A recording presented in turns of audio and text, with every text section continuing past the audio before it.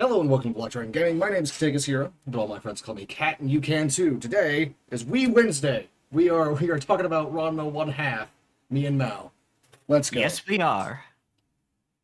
Now All I right. literally watched the two episodes like right before the stream, so Yes, you did. I actually know what the fuck I'm gonna be talking about. So we're good on that. Yeah, that's very important. Yeah, I purposefully saved the first two episodes for right before stream specifically so I would actually remember what the fuck is going on. You're okay, Which Phoenix. is Shut fair, up. yeah. Okay. Anyway, before we actually get into it, how have you been? We didn't get to stream on Monday, so yeah, how you been since Thursday? Uh, been all right. Uh, Mostly just been uh enjoying uh doing VR stuff. Yeah, you did just I get think. the VR headset thingy, right? Yeah, Which we haven't actually talked about much on stream, despite it having happened before the previous stream. that is true. Mostly been enjoying a game called Resonite, which is a kind of social game in the same way VR chat is, but much more focused on creating stuff within the game. The way I would put it is VR chat is like a theme park where Resonite is closer to a sandbox. Yeah, right on. That sounds like a good description compared to like what little I know of Resnight. Yep. And it's just very cool. There's a lot you can just kind of create in engine rather than doing it through Unity, which is how you would make a world or objects in VR chat, and being able to kind of transport those items as you will through worlds is not something you can do in VR chat. Because each world is almost kind of in VR chat is kind of a game unto itself. So you can't bring items from one game into another. I've always been What? vaguely interested in stuff like VR chat and Resnight, but at the same time, it always feels like there's not much point in my mind because there is no point to it. It's just a hangout thing. Yeah, it's very much a hangout thing, though there are people who make game-like experiences in both, where there are narratives, or even if there aren't narratives, there's something to do. Uh, I know that in Resonite, someone completely replicated a game of Beat Saber. Seriously? Damn. Yeah, I That's have not yet easy to because check it Beat out on Saber my is own. fucking. It's one of the famous VR games for a reason. Yeah, absolutely. Now the back end So, may be fucking poorly made or whatever. I don't know. But the actual experience is very tight. yeah, that's the thing to know with programming is your code could be absolute dog shit, Oh yeah. but the user will hopefully never see that. For all the new people that will probably be showing up here, just know that I'm old enough to have printed out my code to turn into the teacher during like my programming classes.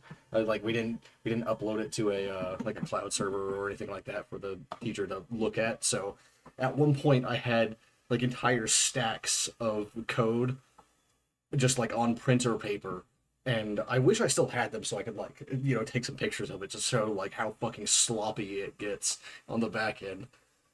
Oh yeah, absolutely. Like something It's to fucking know stupid. that out of a game that a lot of people have gotten enjoyment out of. Undertale is very poorly coded. Oh yeah, like you Like can. if you turn if you turn that into a teacher, well, the teacher would still be impressed by the final product, but they'd go, "Oh, there is Yeah, so much you could you clean up need here." you need so many like optimizations here. If you know Yeah. anything about like programming or game development, you can just like look at screenshots of Undertale and be like, "Oh, this is put together like fucking shit. Like this is Oh mud yeah. and bone glue holding twigs together. Yes. Like it looks Which cool, but yeah, which is fine yeah, it's because completely again, fine as long as it works." the user never experiences that. So this isn't like a dig against Toby Fox because fuck, Toby Fox did so much Yeah, on it's not a his dig or own. anything. Like I have probably made messier programs than than Undertale. So don't. This is not a Yeah, dig. This is just how it works. yeah, and just sometimes that happens, but it's Yeah, one and of like those you only things really that you need can like go, super clean code when you're working in a group anyway. Like if you are the sole programmer on a thing, it doesn't fucking matter. As long as you know what it does and it works, it's fine. yeah, absolutely. Like, still comment your code. Yes, please, for the love of all So, the gods. It's because you'll so go back to something you wrote like 3 months ago and go like, what the fuck does this do? Like I can read it, I can tell literally what it does, but why did I put it here? yes, but for an example of how Undertale code is sloppy, and that means you don't need perfect code to make something good, is all of the dialogue is under if-else statements. Oh no! Oh, that's Which if painful. you, yeah, if you know anything about code, you know that is not how you do a dialogue system. Good gods.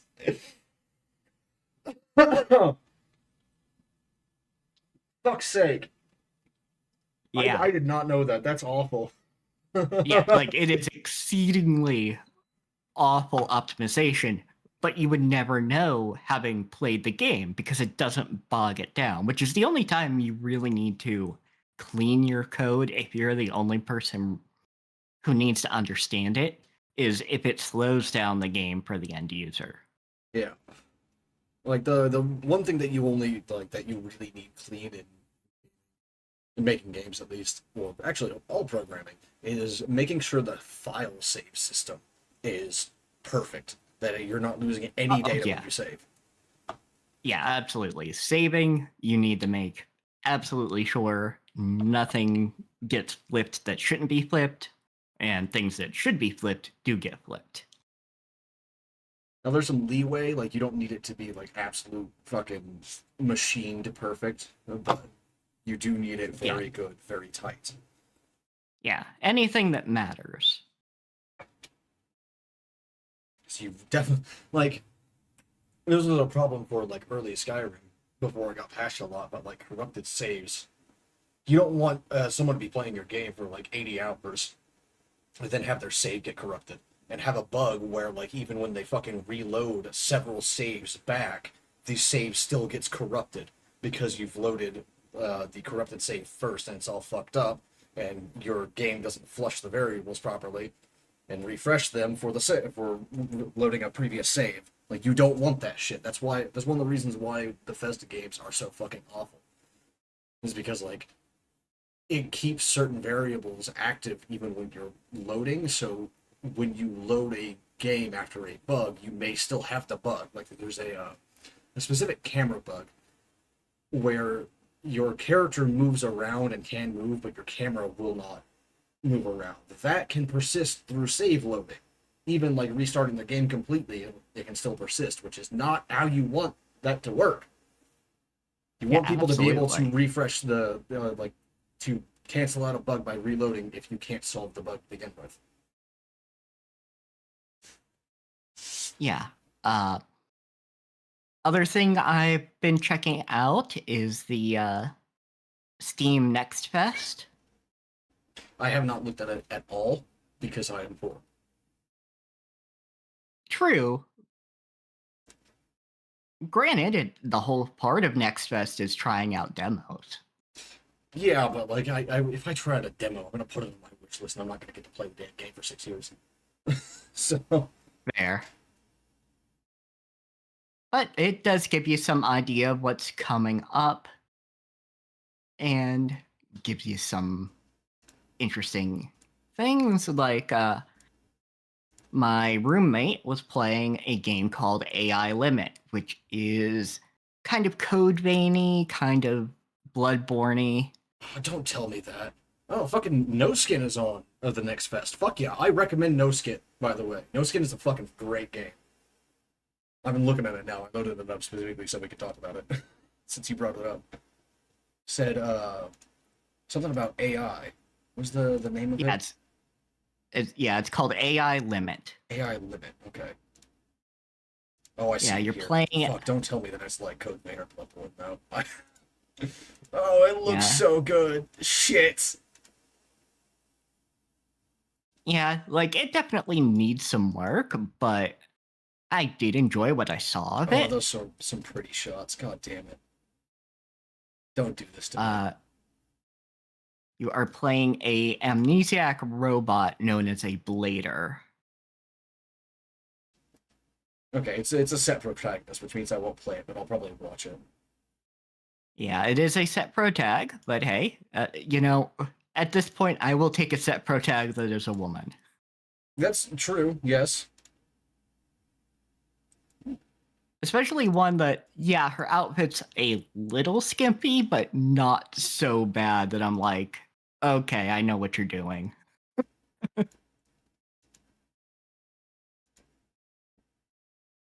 I just found an interesting one called Morta. Slow-paced Yeah. exploration heavy FPS game. It looks like like an older.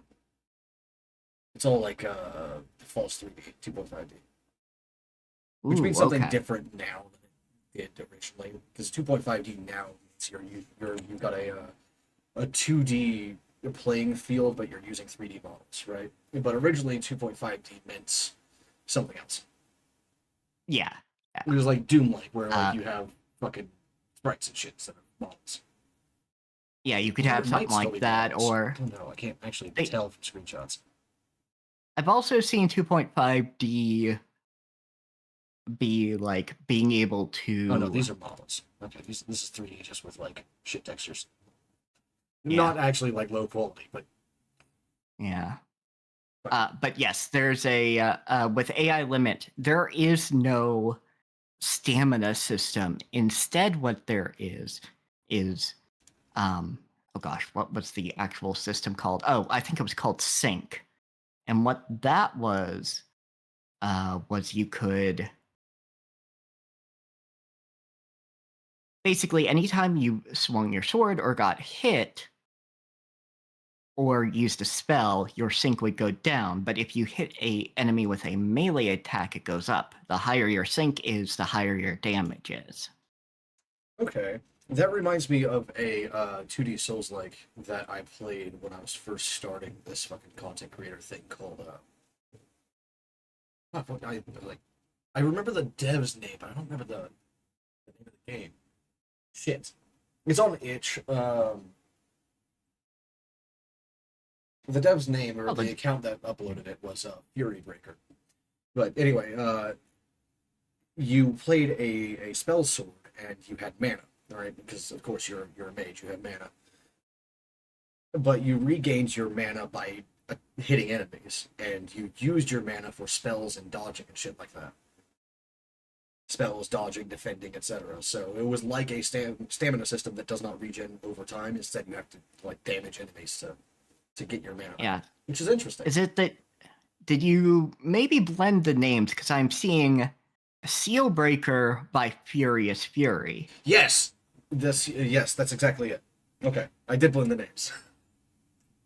I played that like 8 years ago, so I don't remember Yeah. shit. Very fair. Very fair. As for what I've been doing, I uh I finally got the third and final DLC for Remnant 2. I did this on like Sunday or Saturday or something like that, whenever the Twitch money came in, because and it was like $8 or $10 more than I expected from the Twitch payout. So I was like, all right, well, I've already budgeted the other 50, so I'll just use this for something, something for fun. And I decided to save it so I could like hang out with an art colleague, and like because his fucking game that he likes also got like a major update, so we just like hung out last night and played the game. And I think the third DLC fucking saved Narud for me. Because like the problem with Narud had always been that it was just so fucking plain. Like literally, it was just a wasteland the whole way. No plants. The only like life in quotes was like automated robot cleaners and security and shit like that. There was nothing interesting to actually like look at. It was just like endless expanse of gray shit ass desert covered in death fog. No one liked it. Yeah. It sucks. Like the idea and the lore and like the setting itself is cool, but like the just visual design is just very fucking boring. But the DLC is set on a different part of Narud, the fucking hydroponics area. So like there's like the food that the Drazir would have been growing to eat. So you actually get to see fucking plants and machinery and stuff, which is great. And not only that, but like the DLC actively encourages you to just explore, because you can rush down the boss of the DLC without talking to a single fucking character. Like all you got to do is you run forward, you talk to a machine called the Gardener, you get a pass for the fucking travel system, and then you just go straight to the final boss. Takes like 5 minutes. So like, if you want anything, if you want to find anything other than like the world boss like items, you just like run around. I spent like 8 hours doing nothing but exploring the overworld of the Narud DLC, which is great. I found so many fucking secrets. And the new archetype, which is Warden, is a drone boy. You get to have a drone. You get to have a little buddy, and oh, that's I like excellent. it. I like it a lot. It's really good. Oh yeah, So I decided to play the original Narud fucking archetype, which is the engineer, and you just like get a giant fucking guns when you get out of the engineer. And that build had been focused on shield, like creating shields and everything. The first drone you get just shields you permanently, just gives you a permanent shield as long as you're not taking damage. It doesn't go away, so like that build is basically immortal now, and I enjoy it a great deal. It's beautiful. Yep. And then, last thing before we actually get to our thoughts on Ranma, just because I was looking at Next Fest, Urban Myth Dissolution Center. You will have to send me a link for that, because that sounds interesting. Yeah, let me... I need more games like Control and shit like that. Give me more just like weird supernatural shit in the modern day. Yes, join forces with the urban fantasy, fuckers. Yeah, join forces with the psychic director of the Urban Dissolution Center and solve a variety of cases involving cursed relics, rental properties with shady histories, and dimensional anomalies. Monstrous oddities and otherworldly planes about in this occult mystery adventure game. Just the fact it's got like a mystery tag on it, it makes me kind of not want it. What I want to do is I want to shoot the monsters. Damn it! I want to punch them. I want to hit them with lead pipes and fucking and then pull out the 357 on them. That's what I want to do. I want to have to hunt them down. I want Witcher in the modern day. God damn it! That's fair. It is more of a 2D clicker game. Yeah. It looks like, or not a clicker game, but you know, a 2D adventure game. Yeah, I assume that's point and click. Yeah, point and click. That's what I meant. Yeah.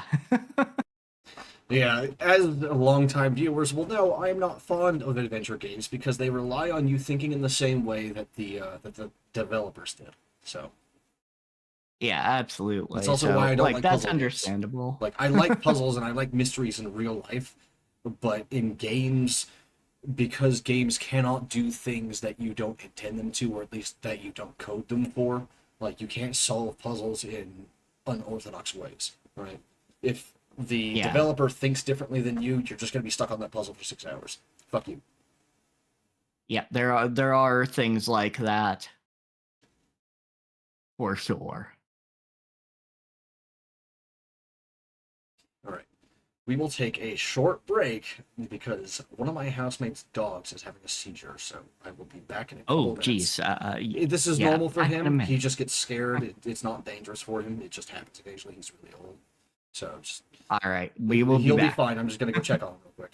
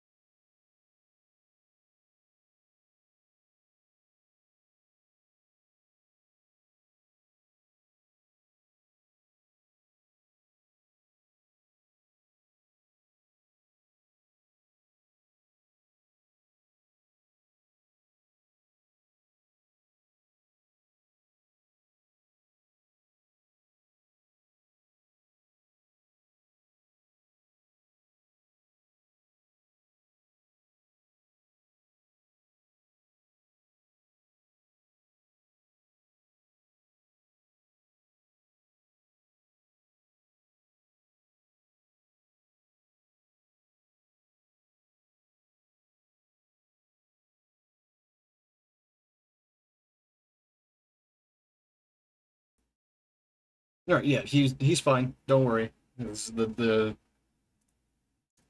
dog is fine. We don't know why he has seizures, but they haven't actually like harmed him or anything like that. We don't really have the money to take him to the vet.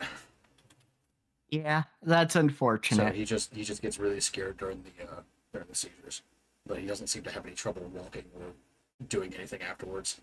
It's just a couple minutes of him shaking. Uh, for those who have heard me talk about my housemate's dogs, because I don't do it very often, this is the dog that thinks he's still a wolf because he communicates almost entirely in howls and growling. For those of you who don't know, wolves definitely like they absolutely communicate through mostly growling.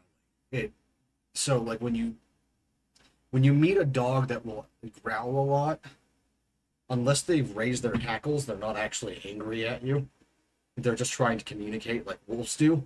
So don't think that dogs are like certain dogs are more aggressive than others because if they growl a lot. They're just trying to talk to you. Yeah, exactly. The whole thing with dogs barking or the various things they do for us is partially a learned trait, partially evolution. Yeah. Like dogs So definitely if do they bark were, more than wolves do, but wolves also still bark. yep, This like is if not they were, yeah, go ahead. especially if they were raised wild or their parent was raised wild, Yeah, I don't know why this, like, I've known this dog, like, almost his entire life. I don't know why he growls more, so much more. Like, he's straight up, like, at a wolf's level of growling. Like, he growls at everything. He grumbles happily when you scratch his chest. He'll grumble to get your attention. He'll grumble to beg for food. He grumbles at everything. Yeah, absolutely. I So, don't know where he learned it from. yeah, like it's one of those things like feral cats will not meow the way a regular cat does. Not after they're older, for certain.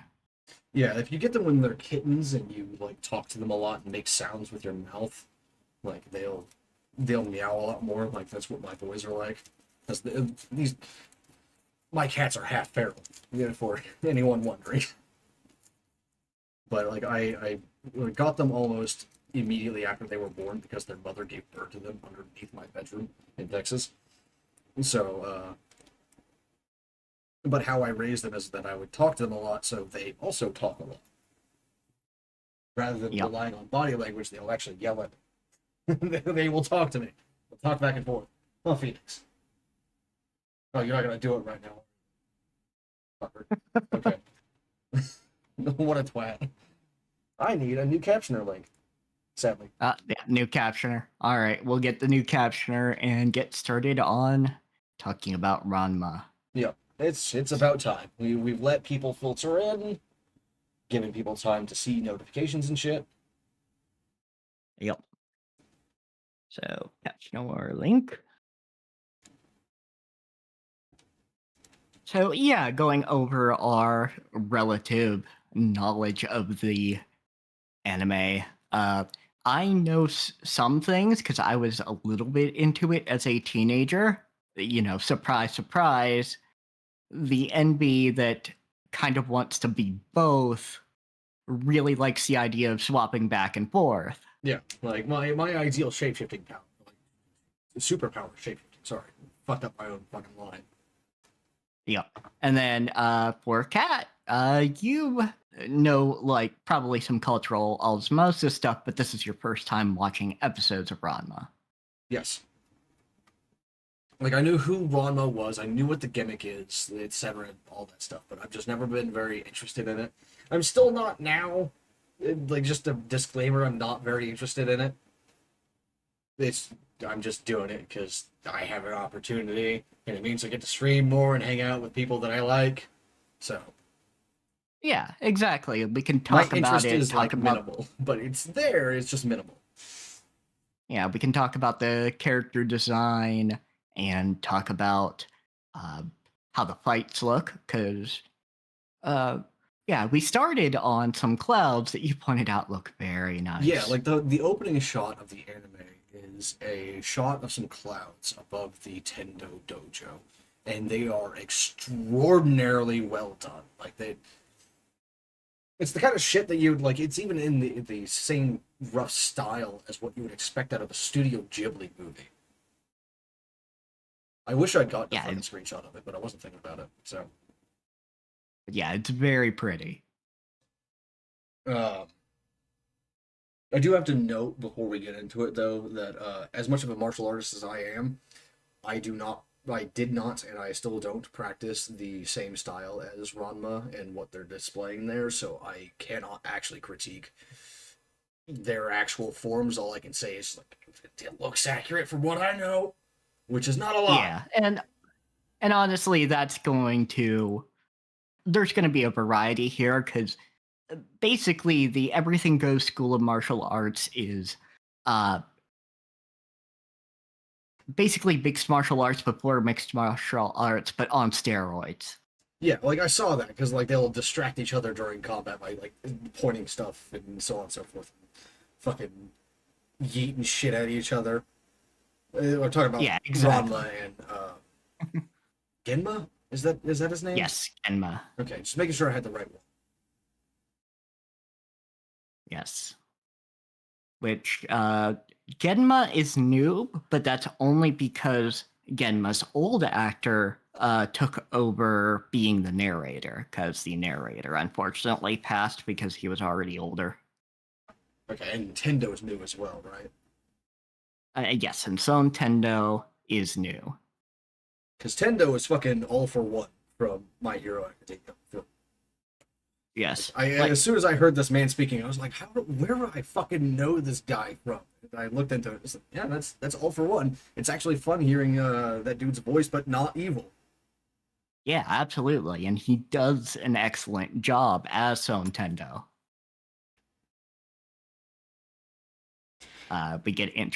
We get introduced to the three Tendo daughters: Kasumi, Nabiki, and Akane. Yeah, I have my issues with their voice actors, but this is not against the actors themselves. Just like it's in the style of fucking 40 years ago, which I don't like. Yeah, like there are some voice direction things going on. Yeah, this is definitely just like a culture of anime from the 1980s kind of shit that I don't like. Yeah, Nothing against the actual actors themselves. Like they are doing wonderfully at their jobs. Their deliveries are on point. Everything. It's just like I don't like the pitch and all that. yeah, which definitely fair.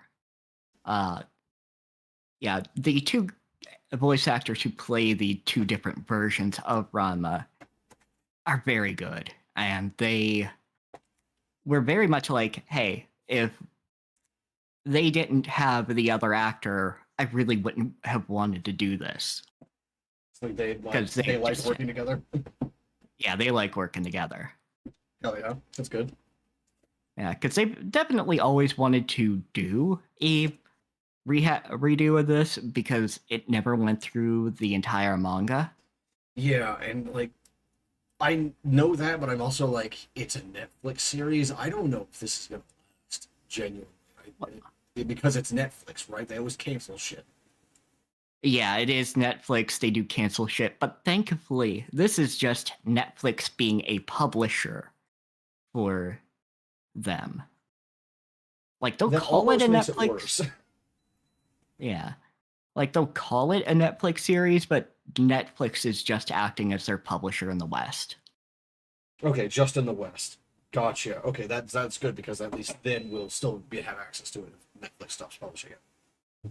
Yeah, exactly. Like it goes on Japanese TV, and then we get it after it goes on Japanese TV. Okay, so they'll just find another publisher for the West then if Netflix Yeah. decides to have a hair up their ass. Yeah, That's good. exactly. Good. Yeah, so it I does don't not see have the Japanese publisher and studio canceling this because it's very well done so far. Of course, Yeah, many anime are very well done for the first couple episodes, and then they take a deep dive. But yeah, this is the same publisher that did the other Rumiko Takahashi remake for Urusei Yatsuru. So they've done this before. We'll at least get we're at least getting 2 cores out of this. We're probably gonna get more.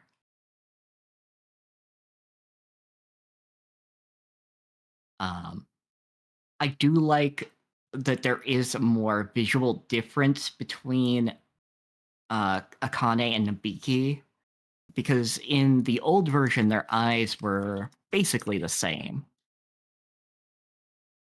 Let me oh see. fuck yeah, Mother's Basement finally put out the fall 2024. It's like yes, Jeff, please tell me what to watch. I do not have time or energy to like thumb through all of the episodes of the new shit. Thank you. Yeah, absolutely. That man deserves the me world. He's been saving me for like 4 years now. Yeah, just absolutely being able to If not Ranma isn't go like through. on the first on his list, I'm gonna be upset. Because it's the kind like he's been talking about Ranma for like since he started doing anime videos. So if he doesn't Yeah, scream to the heavens about it, I'll question his sanity. yeah, I would be surprised. But yeah, I'm trying to get a good straight on shot here. Looking for your images. Yeah, there we go. Oh yeah, But yeah, yeah, yeah. you can Okay. see it. Yeah, Like their eyes are basically the same in the old version there. Yeah, the only difference there is Nabiki has her eyes are wider. Like she opens them wider. Yeah. Otherwise, it's essentially the same shape, which is normal in real life because they're fucking related. But in character design, you want them to be different to show their personality. You still Yeah. want them to be somewhat similar so people can tell that they're related by looking at them, but you want them to have a different feel to them and be more recognizable. Because even if the basics of character design is the silhouettes, you still want the details to be different because otherwise people will still mix them up. It'll just happen less frequently. Besides, Yeah, the details are how absolutely. you give the feel of a character for the most part. Yeah, especially in something like anime where it is very characterized. Yeah, especially for an anime set in the modern day with normal clothing, because like they're just gonna be wearing clothes, right? You can't really design around normal clothes without having them wear the exact same fucking outfit all the time. Well, you can, but it You takes would a whole lot of effort. you would be surprised how often Nabiki changes her outfits. Which I'm glad for because that's gonna be some of the only visual differences we're gonna get throughout everything, right? It's people changing their outfits because the setting is modern. They're not gonna have they're not gonna have like literal fucking magic running around. They might in this. I don't know because it's Ranma and like the whole premise is that Ranma and Genma are cursed. There could be some Yes. magic. I don't know, but I don't think it's gonna be at Yeah. the same level as say fucking Bleach. You know? Yeah, it's never going to get quite to Bleach levels of at least visual differences on characters due to their magic. Yeah. There are definitely still like superhuman feats of strength and skill and agility though, and also Yes, endurance clearly. because like in the first episode, during Ranma's fight with Genma, during their introduction, before like you even know who the fuck they are, uh, they're both in their cursed forms. So Ranma is in the pink haired little woman form, and then Genma is a fucking panda for whatever Yeah. reason. Just because it would be funny, I guess. Uh, I don't know if the author actually tried to say anything with the panda form, or if it was just like, oh yeah, this will be funny. Because it is funny. But fucking Genma hits Ranma over the head with a goddamn stop sign, just rips it out of the ground and hits his child in the skull with a stop sign. Yep. And the only thing that happens is Ranma passes out. Yeah, and hilariously, he actually gets it right only for a couple of seconds because if you pass out for more than that after getting hit in the head, you're fucked. You've got brain damage. Go to the hospital. Like the shit in fucking in media where you see someone get like beamed in the skull and they just pass out for 6 hours, but then they wake up and they're fine. That's not real. That's not how that works. If you pass out for more than a few seconds after getting choked out or punched in the head or whatever the fuck, and you stay passed out for several hours, you got to go to the hospital because you probably have severe brain damage and or a brain hemorrhage. Go to the hospital. In fact, you probably should go to the hospital after you get hit in the head with a stop sign anyway, just in case. But it's Yeah, not the point. absolutely. I just like that Ranma only passed out for a couple of seconds there. Yeah, or maybe like 30 minutes. I don't know how long the walk was to the Tendo Dojo. Yeah, it's still, but just definitely not like a very long time. Yeah, no.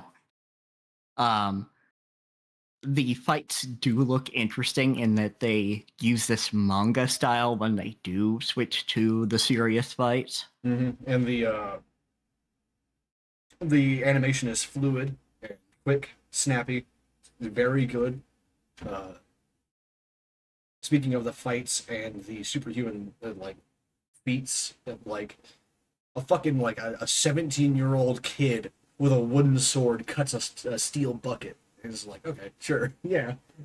Yeah, sure. Cracks a Yeah. fucking like a stone wall with a wooden sword kind of shit. It's like, okay, yeah, I know what we're doing here. I understand now. Oh Like yeah, from the like like initial fight scene that you first see, you think, oh yeah, this is just like normal shit. Like, okay, Akane is very good at what she does because she breaks a couple of center blocks with a punch, but that's normal. yeah. You can do that in real life. You just need to know exactly how and have trained your body to do it. But then this motherfucker just like cracks open a fucking wall with a sword. And it's like, okay, yeah, I get it. All right, I know Yeah. what's happening. Yeah, and we get the emphasis that no, Akane is not a novice. It's just Ranma's been doing this since he could walk, which we will know about that later. But Yeah, Ranma is just you like know, that fucking good. Absolutely makes Akane look like a goddamn novice during their spar. But this is just because Ranma is just that good. Akane is not weak, not by any means. She beats dozens of people all at once in a fight scene later. I think it's in the second episode. Yeah, yeah, in the second second episode. But episode, and yeah, and it's you know, and she does this basically on the daily. she is also at superhuman levels of skill and endurance because of this. It's just that Ranma is beyond that. Yeah, exactly. Like it's just a difference in what they do, Yeah. and Like halfway through the second episode, Ranma knocks out the dude that cut the fucking stone brick wall with a wooden sword with a single hit. Just like yep, one, just kicks him in the jaw out of nowhere. Well, it's not out of nowhere, but you know. Can yeah, I get another absolutely. capture link? All right. It died But as I yeah, was looking at it. Kuno, which is what sword guy's name is, Tatawaki Kuno. Yeah, that Grab fucker. the link here. Yeah, it's weird. The subs that I was watching translated the names of the characters, except for Ranma and the sisters, with their surnames instead of what the characters actually said. Uh Which the huh. characters are mostly referred to other characters by their first names, which is bizarre for Japanese stuff, but you know, it happens. Yeah, it happens. Though it Like kind of makes audibly they sense say because Kuno, but in the caption or the not caption, the subs they were saying his surname Tatawaki. It's just kind of oh, I don't know. actually, uh, no, Kuno is the last name. Hmm. Okay, so I had it backwards. But still, they were saying the wrong name in the subs, which was the point. Yeah. With that, we are going to meet Kuno's sister, which is the reason they are given a different way of being talked about. Okay, that's fair. So this is for Yeah, a so reason and not just being weird. yeah, so they'll call him Kuno and they'll call her Kodachi. Okay. Kodachi, really? Her her name is Child Sword? Yes. That's fucked up, man. Don't name your kids like that. Yeah, Tatawaki is also something like that. Let me see. Bringing a sword. Okay, yeah, I can see that. But that's Which, also you like know, that's fine for a surname, right? Because like people got their surnames for shit like that. Like, there's a reason why Smith is a very common name in English among like English-speaking countries. It's because like Smiths got their names because you would be like, oh yeah, John the Smith at the end of the fucking road. So he yeah, just got that would, Smith as his last name. yeah, like that would be kind of okay for that kind of thing. But yeah, they are a martial arts family, so we'll see Yeah, more with them later. like when that family got their surname, it was probably for having always brought a sword around or bringing a sword to a fight or what have Oh no, no, no. Again, Kuno is the last name. you. Oh yeah, okay. Sorry. Yeah, fucking brain. It's Tatawaki Kuno and Kodachi Kuno. Okay. What the fuck does Kuno mean then? Means 9 abilities. Which is a joke about how skilled he believes he is.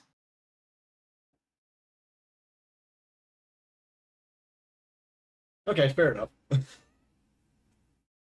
was gonna say like what like the whole family's surname is a joke based on the one character. Is like hold on, no wait, that tracks. Yeah, I've exactly. seen that Like all this over the was. place. Never mind, it's fine. This is not just a Yeah, Japanese like thing. We do that in English too. yeah, we do that in English too. Plus, we don't know when Rumiko decided. Oh yeah, uh, Tatawaki Kuno has a sister, and she's also going to be important to things. Yeah, fair enough. Yeah. But yeah, Kodachi refers to a type of sword smaller than a katana but larger than a wakizashi.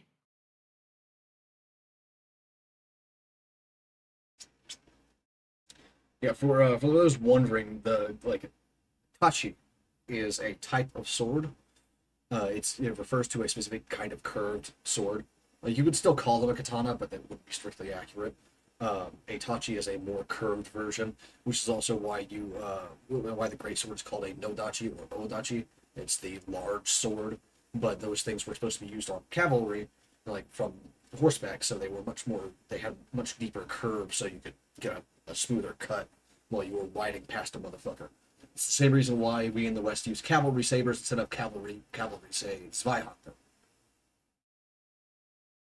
It's just better for doing it on horseback. That's also why scimitars were usually used on horseback and shit like that. Technically speaking, an uchikatana is a straighter sword than a tachi is. Ah, yes, and however, written down, Tatawaki can also mean insufferable, incapable. This man's an idiot.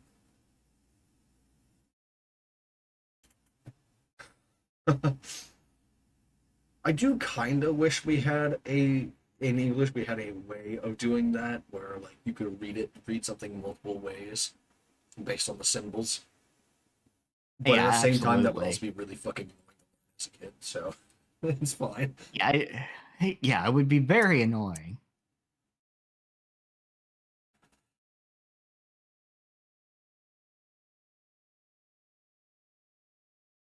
Oh my god, the captioner died again.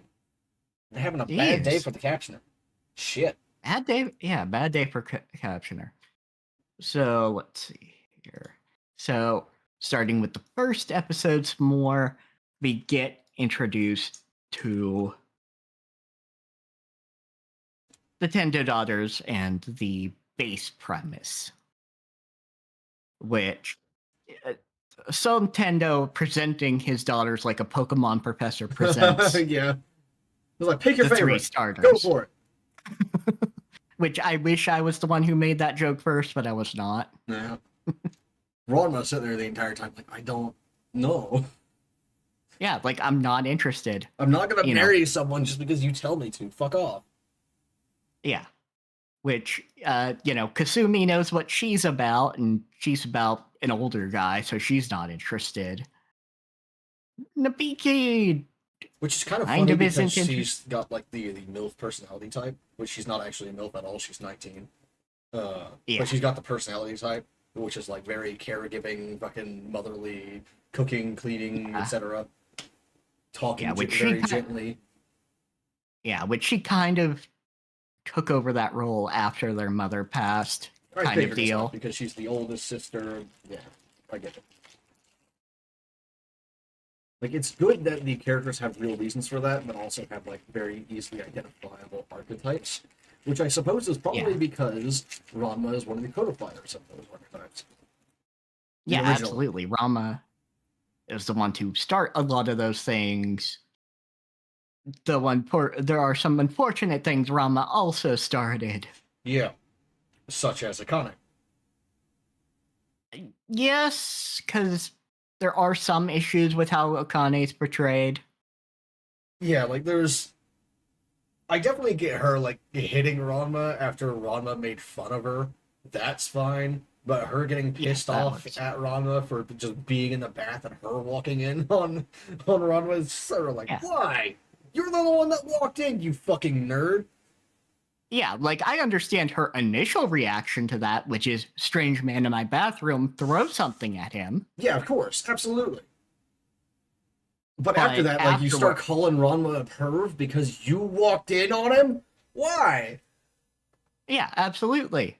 And then he makes the same mistake she does, and you can go, yeah, you should have known better at this point. But that's not what she says. Yeah. Why, man? Why?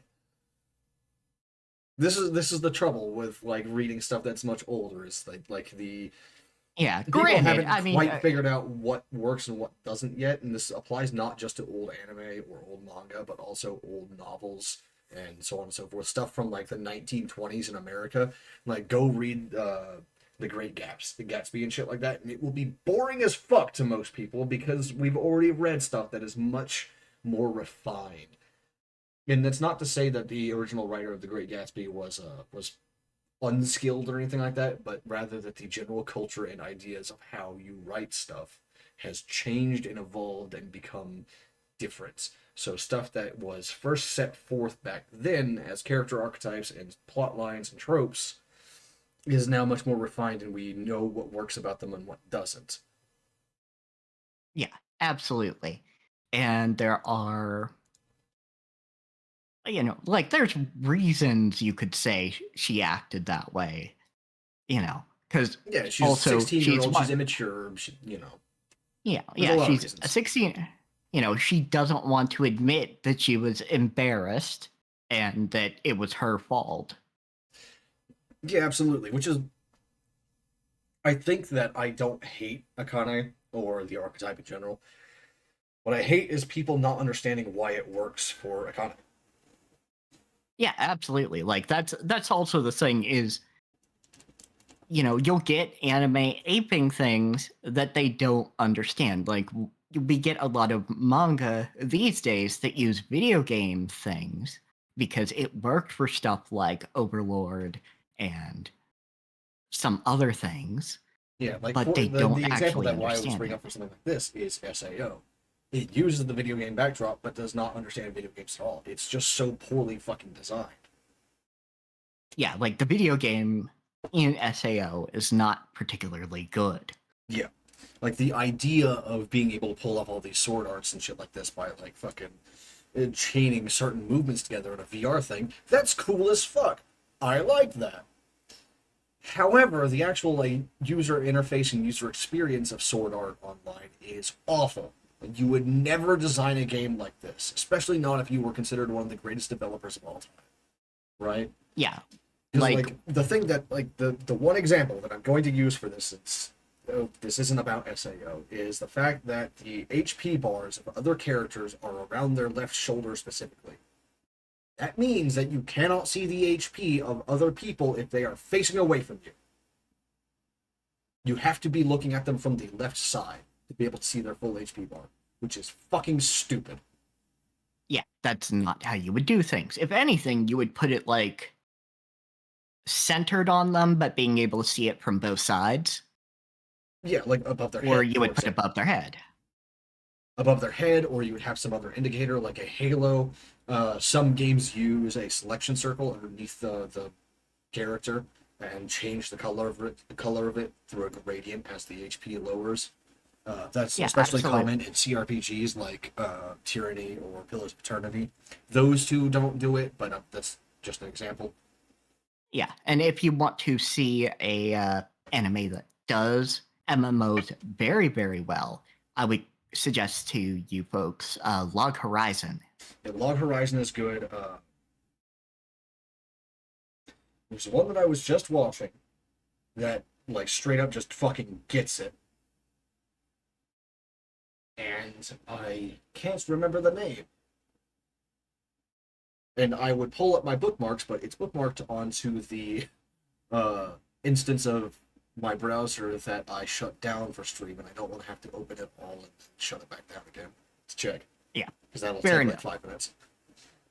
I We'll have think way of too it many later. tabs open because I do too much research. Okay, and I need to like Um, actually fucking finish my research before I start new shit. Ah, but yeah, like Akane is an interesting character. because she is multifaceted. Like, she hates men, or at least says she does, because she absolutely hates how Tatawaki Kuno And of course, all the other kind of made her dudes at school life. Yeah. Yeah. Like, the Yeah, fact like, that they fucking believe him makes it so much worse. Like, are you... Yeah, exactly, because, yeah, Are you because stupid? Tatawaki Are Kuno you dumb? basically starts a rumor.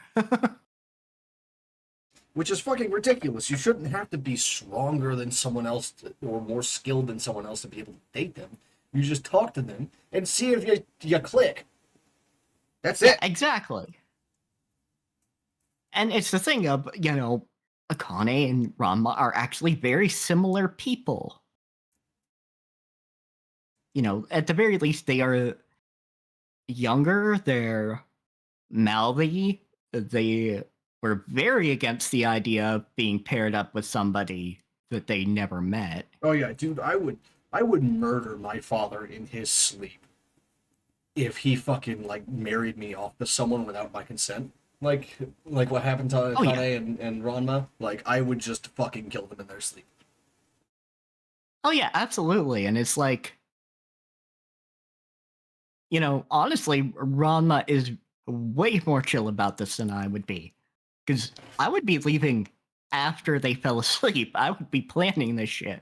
Yeah, like it would be like planning a fucking heist, right? Like the planning out all the available routes, like spending a couple of weeks to just be like, okay, I'm just gonna look over the grounds, I'm gonna look at everything, I'm gonna look over the city, I'm gonna figure out where I should go, how I'm gonna get the money, all of this. And just be like, I will do anything to get the fuck out of here. Yeah, absolutely. But Ron was And just like, I'm gonna leave, and then gets hit with a fucking table or whatever. table. Yeah, he gets hit with a table. It's like, okay, I guess I'm not leaving. What? Yeah. Come on, man.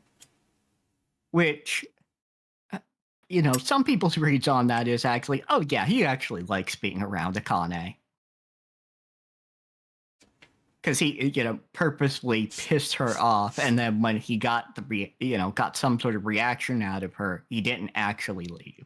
It's just like finger snap. She's fun. I like her, but don't admit that because that would make me look weak.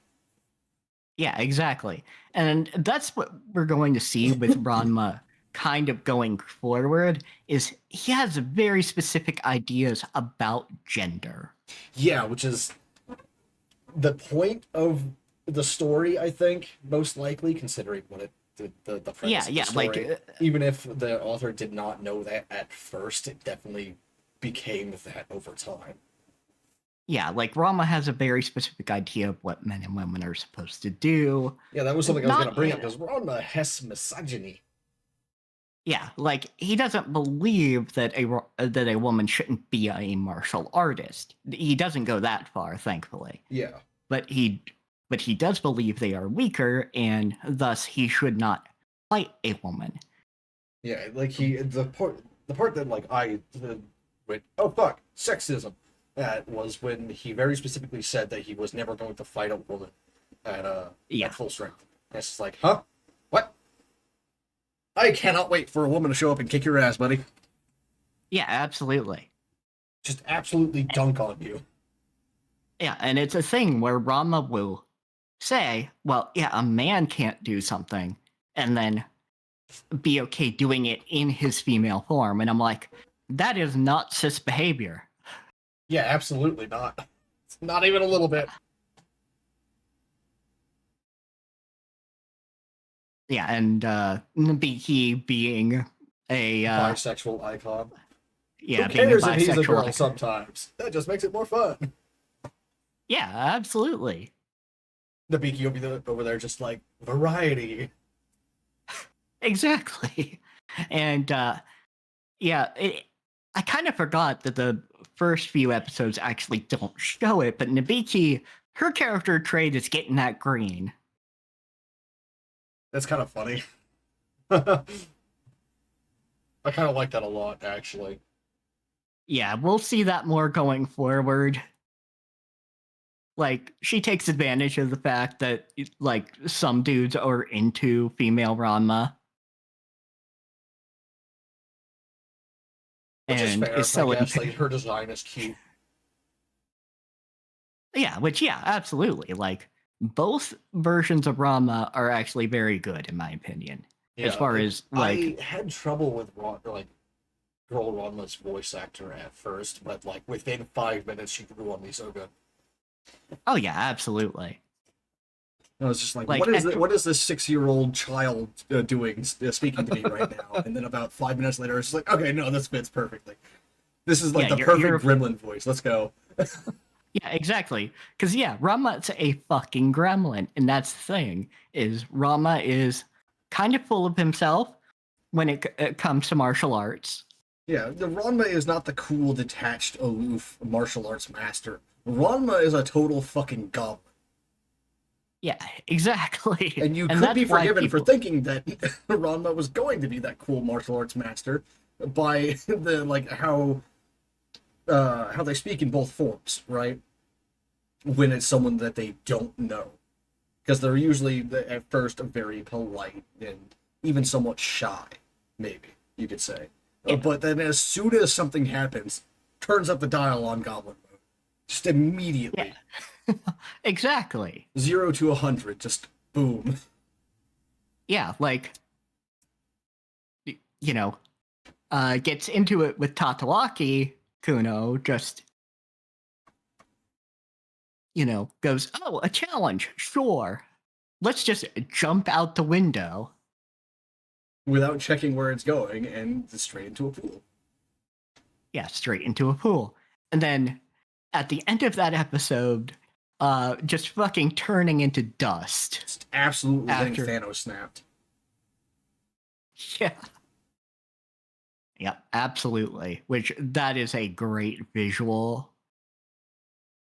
And I think it's a good modernization of like sight gags from 80s anime.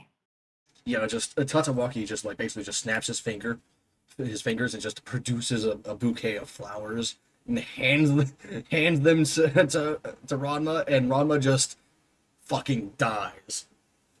Yes, absolutely. And I will say Kodachi's even more extra than Tatawaki is. Okay, I'm probably gonna enjoy that character then. Yes, absolutely.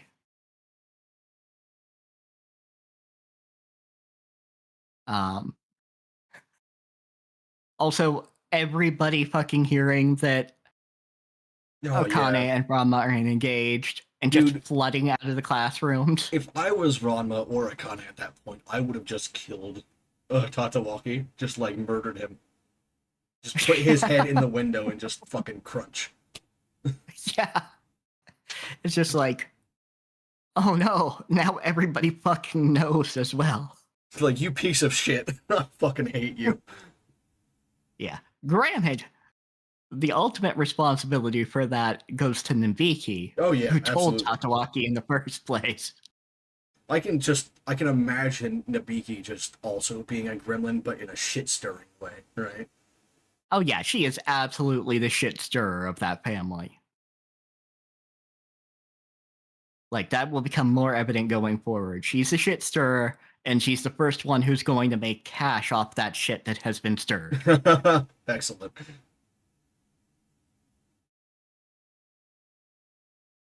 Like the thing with Rama is it has so many awful people in it, but in a way that it is funny. Yeah. Formulating sentences. Hold on. Cat.language.exe is stuttering.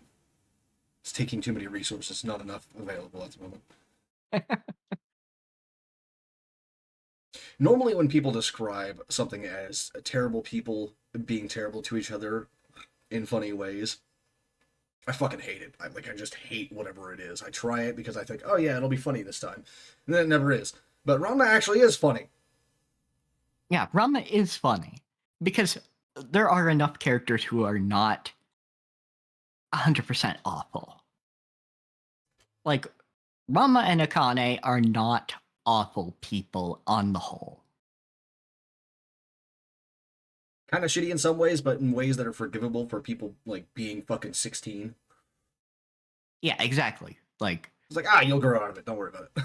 It'll be fine. yeah, exactly. You go, okay, yeah, no, you're cocky or you don't feel like admitting your feelings and that kind of thing. Yeah. And it's like, okay, yeah, that's fine.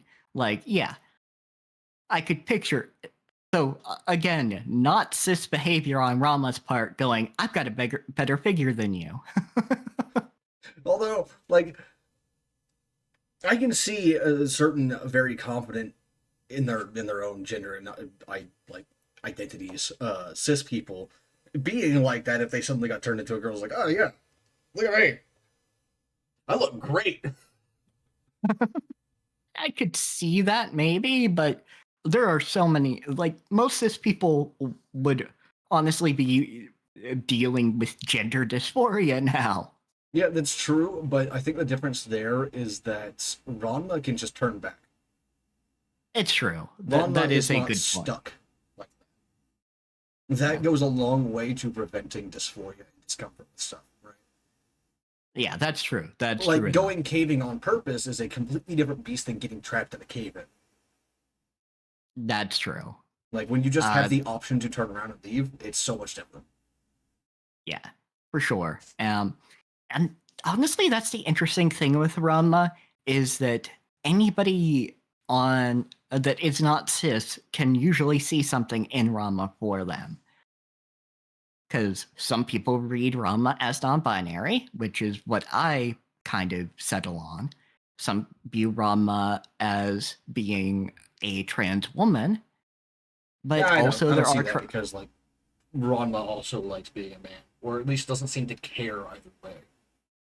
yeah, to a certain extent. I would say either and then, non-binary. Well, I mean, I guess agender is also non-binary, but you don't. Either gender yeah, fluid or agender. yeah, and then trans men very much maybe not see Rama that way, but associate some of those feelings that Rama goes through some of this being treated differently because people see Rama as a gender that he doesn't see himself as.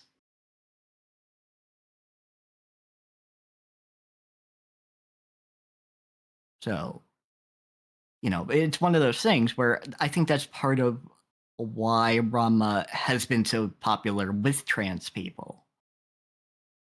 Yeah, it's also just Is like pure, like total fantasy material, right? Like being able to just fucking change to whichever you want. oh yeah, 100%, 100%. Like Should we all be so fucking lucky to be able to just do that? yeah, Rumiko Takahashi made the accidentally most gender fluid character of gender fluid characters, unless they are a slime like me. Or goopy shadows like me. Yeah, exactly. But like, out of a human character, Rama is the most gender fluid.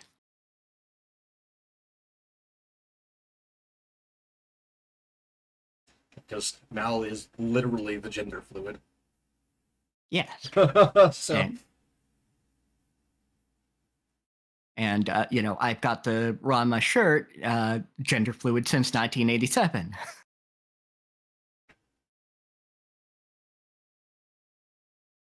Which, yeah, like, water is gender fluid to Ranma. Yeah. Although, like, it would suck to not be able to, if you were specifically a man or a woman, it would suck not to be able to drink, like, the opposite temperature, right? Like, during summer, yeah. if you were a man, like, what are you gonna do? You can't drink cold water. Yeah, well, you can drink cold water, but the thing of it is, you can't go into the pool, you can't take a cool shower.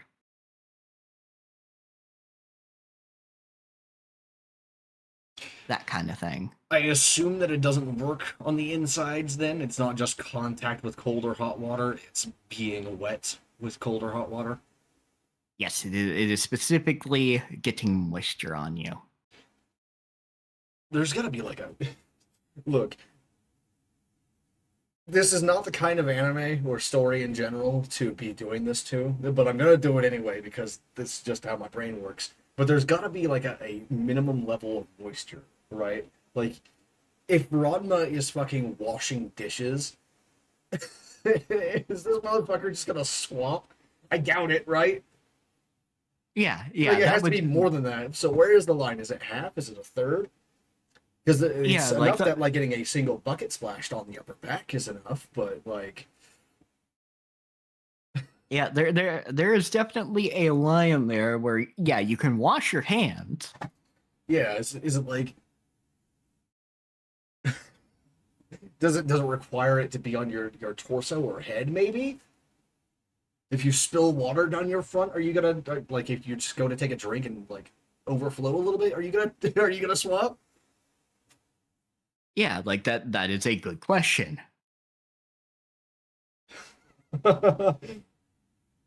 It's not the kind of anime for this, but you know, my brain just immediately goes there. It's like, where is the limit? Where's the line? How much can you safely do without without being changed?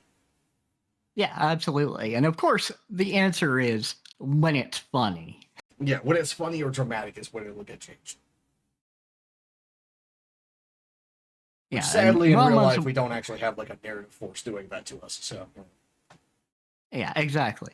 Uh, Rama's definitely one of those series that started off as a pure gag series and then expanded to have some serious fights in there. that's good. Because I like as much as I like having fun and laughing, there also needs to be stakes to a story of some kind, some serious moments. You know, like actual like moments where a character is vulnerable or emotional and like Yeah, genuinely and not just for a laugh. yeah. Which there is some stuff in that is early on where there is some emotional vulnerability. Uh, it just takes a while for there to be vulnerability when it comes to the combat. Because it started off as, gag romance and then kind of evolves to have some battle stuff in there.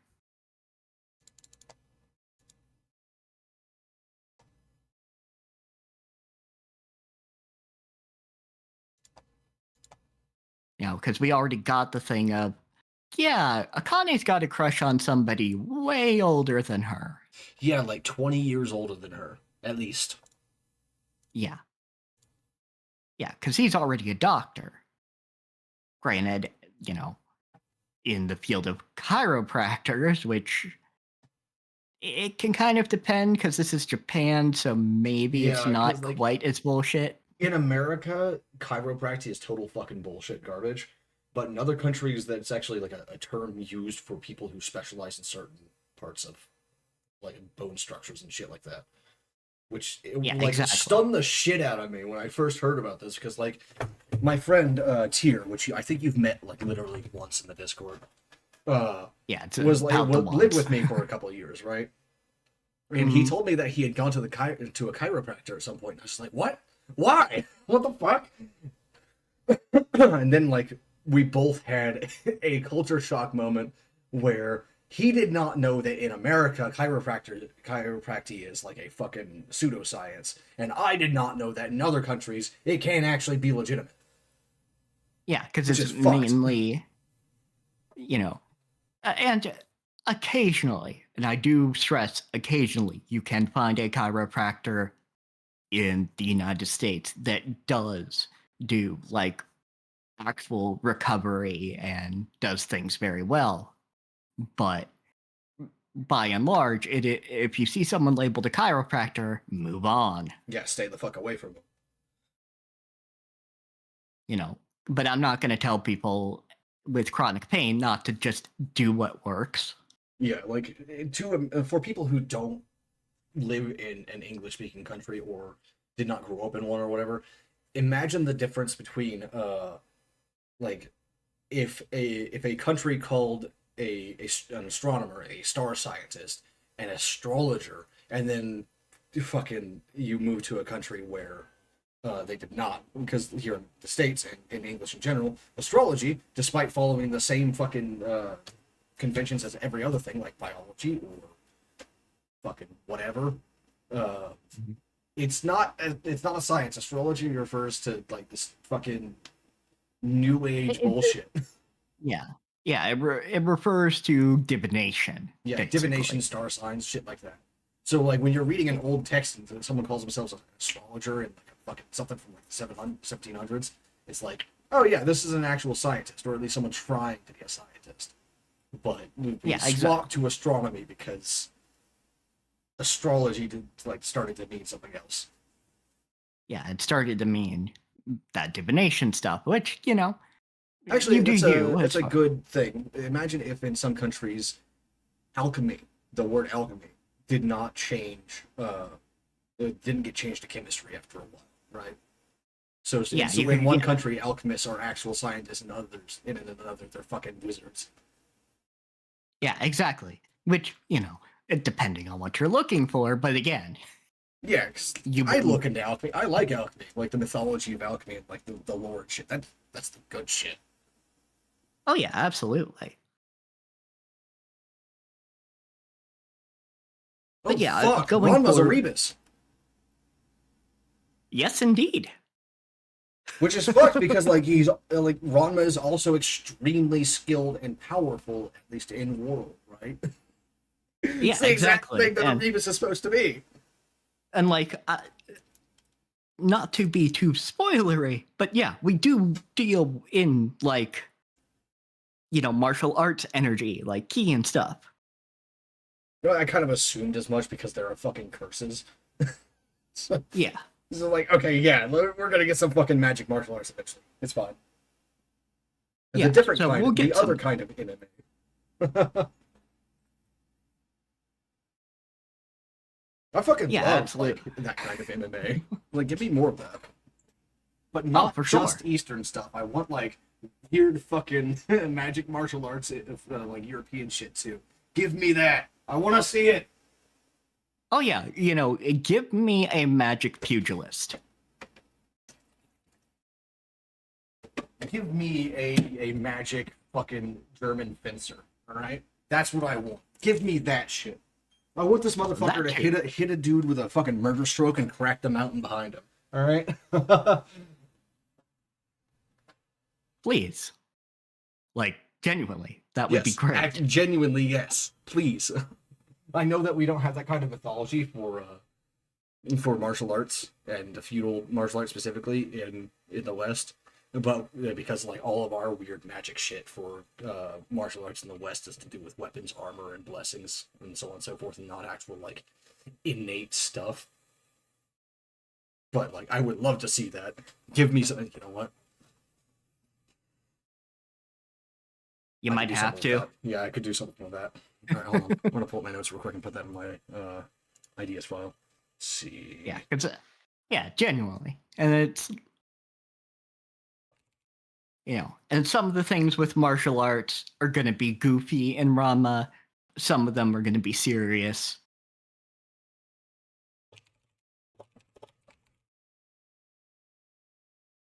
There we go. Uh, Cool. the episodes we found have moved at a decent clip as well. This is about episode 4 in Ranma, the original. Oh hell yeah. Okay, because if I was watching the original, I think I would fucking die of boredom halfway through if it was slower than this. Yeah. If So people dragged out the scenes more, oh god, no. Because like this is yeah, perfectly absolutely. paced. If you fucked this up, I don't think I would be interested. Yeah, for sure. And yeah, they got it going pretty good. Of course, that was also just the style of like serial anime back in the day. So Yeah, for sure. And you know, it's definitely a problem where they kind of lapped the manga. So, you know, yeah, which was always an issue. which Like has been Helsing and did will it, continue. Full Metal Alchemist did it, fucking like everything did it. Bleach, Naruto, One Piece, You know, that's why we got Full Metal Alchemist Brotherhood. That's and why we Helsing get Dragon Ultimate Ball did it. Z Kai. Yeah, and so many others. That's Yeah. why we got these because these are the actual stories that were told in the manga. Yeah, and that's why we're going to get, you know, the One Piece remake. Yeah, like the base Helsing was fucking weird as an anime. Like the fucking used like an African vampire type dude as the main villain, and it's like, huh? Where That did has that come nothing from? to do with the manga, yeah. Yeah, Yeah, and the joke with Ranma filler is it's Christmas. What year? The same year. 6 times. Yay. Yeah, exactly. Fuck's sake. You Fucking know, time because bubble shit. yeah, exactly. They had to time bubble it because the manga wasn't, did not have content for them. So we I got hate a bunch of. time bubble shit. That it's so fucking lazy to me. Just make your fucking make yourself a timeline. That's all you need to do. Just make the timeline. Yeah, I can't help but agree. Like with something like, for example, Final Fantasy XIV, we're never going to get Alize and Alphinaud aging up. Yeah, Because we're it's a never time going to bubble. get like a gray-haired fucking Urianger, you know? It's just not going to happen. And it's Yeah, stupid. we're not going to see Thancred being a silver fox. Although he is already silver-haired, so that's why I I didn't mean, use him as yes. an example. It's because like you wouldn't be able to tell with him. Yeah, no, you wouldn't really. I mean, I guess Like if you he grew a has some mustache, wrinkles, I guess. and yeah, some wrinkles. Slight more daddy energy than just I would I murder want to to be see this daddy man with energy. a dad bod instead of like his fucking jock bod. Oh yeah, absolutely. Granted, again, it's kind of hilarious that it's his husband that is the jacked of all jacked out of the scions. I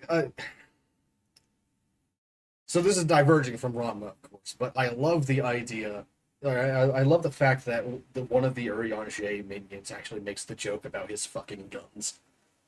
Yeah, Like his he giant fucking goddamn does. arms. He's fucking enormous. Why is he so big? Yeah, it's He's like a mage. I guess he has a great exercise regimen. It's from carrying all the secrets, I guess. Fuck. But yes, Rama is very good. It is moving at a very decent pace. Because yeah, again, it would be kind of annoying if they went quite as short with it as the original anime did. Especially if they do want to cover ground that the original anime did not cover in the 7 seasons it was on. Okay, you don't have to like react to this on stream or anything. I'm just sending you a snip from my notes. Something that you might find interesting. Okay. Just a what if scenario for Raya. Yeah, for Final Fantasy 14 stuff. But yeah. Yeah, it's one of those things where it's like they couldn't do the whole manga because by season 7, they were getting lower ratings just because I don't know, things were changing. The show had been on for a while. No, that's completely normal for long running shows or even like shows in general, whether they're long running or not. The first few episodes, the first few seasons or whatever, will have a much higher rating than later stuff because people are tuning in to see if they want to watch it, and then they'll drop off after they get bored with it or whatever. Yeah, absolutely. And it was just kind of, there was a little bit of a downturn just because of how long it had been going on, any hiatuses, any filler episodes, all that sort of thing. Yeah. Now they can use a punchier pace because the manga is all done. Yeah, like for example, when I publish web novels and stuff like that, the first few chapters will like within a couple of days get hundreds of readers, but then the next couple of chapters after the same amount of time will have like 100 instead of fucking like 600 or whatever. It's because people go, they read it, they read the first one and be like, okay, this isn't for me, or they read the second one and the third one and be like, it was interesting, but I don't think I'd like this writing style or what have you, and then they drop off. And this is completely normal for like basically all forms of media. This is why like Yeah, the early absolutely. achievements in video games are much more common. Long running series usually get canceled. This is why like the really good stuff that you really like a lot and you fucking build half your goddamn life around for a couple of years with get canceled after like the third season. It's because like the first couple of seasons, even if the quality didn't go down, just dropped off because people lost interest because not Yeah, everyone and is it's, like as passionate about it as you are. and executives are actually not bright people. Yeah. And they'll just do a knee-jerk reaction instead of understanding, no, this is literally just what art does. Yeah, And not even just we can art, just build. like everything. Even your fucking tweets will do shit like this. Your posts on social media will do shit like this. Like you Oh, make yeah, a absolutely. thread, and people will see the first couple of ones easily enough, but then like the next few will only be seen by people who are actively like looking to see the next ones. Yeah, absolutely. There's stuff like that. But yeah, just executives do not understand this and will just boot a series instead of going, oh, we can build a dedicated fan base. And it's the creatives who have to push to keep something on air. Yep. Now, that probably won't be a problem with Rumiko just because she has built up a level of fame, so she kind of has that power. She's made 3 goddamn series that people absolutely adore. Because she did Urusei Yatsuru, she did Ranma, and she did Inuyasha.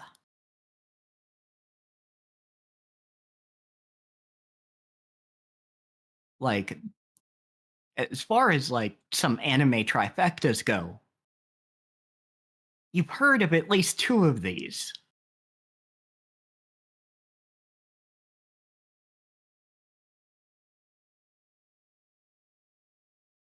You still there, Kat? Yeah. Sorry, I was just looking at one of the other anime you mentioned, just to Ah, yeah. check what it was, see if it was the one that I was thinking of or not. It was.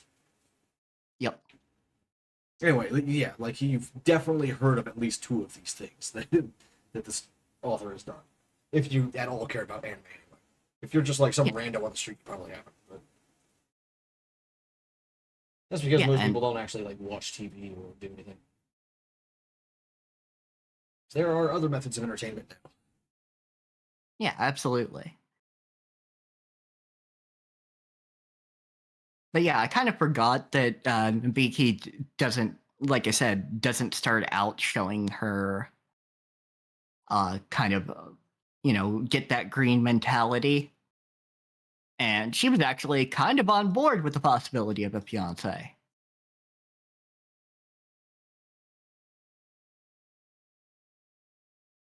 Whereas people do see, to some extent, Akane as a lesbian icon.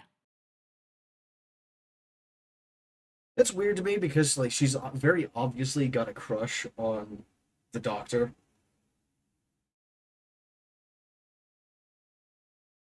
Like she's definitely attracted to men, just not the main character, at least not right now. Yeah, which, fair. Like she could be bi, I don't know, but all I've seen so far is that she's interested in the doctor. So, Yeah, for Doctor sure. Tofu or whatever. Yeah, it's fucking Dr. Tofu. Which, okay.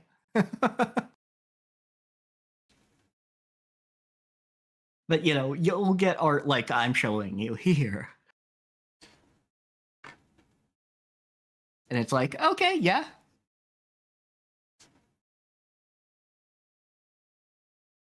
Yeah, fair enough. I suppose. I would just like I feel like representing Akane as like a lesbian instead of bisexual, which she might be, but we have at least confirmed that she is attracted to men, or at least one man, is sort of disingenuous by erasure, which I try not to do.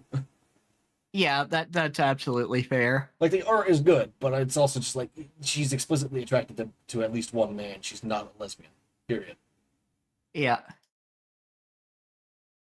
What am I getting tagged for? What the fuck? Oh, Trig. uh, join the Discord. We have fun in there.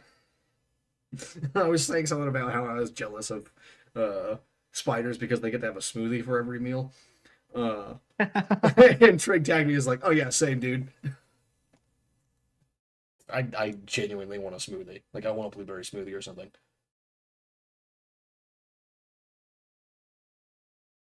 Yeah. So there are other suitors that we are going to see later on. I will be interested to see your opinions on them when we get to them.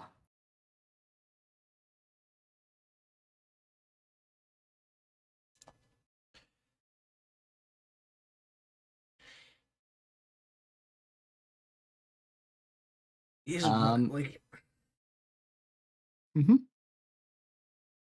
I vaguely recall hearing at some point that Ranma is like a one of the sources of common harem tropes. Is that true? um, I don't really think so. Just because Rama doesn't feel a lot like a harem in that way, but it could also be kind of a deviation from what Rama did. Because what Yeah, Rama that's what I was did gonna say. is, Like it doesn't necessarily have to feel like one, right? Because it's old. yeah, It could just be like the source of some tropes that someone looked at and was like, okay, but what if all these people actually did really like this person and then they had to choose, or yeah, whatever.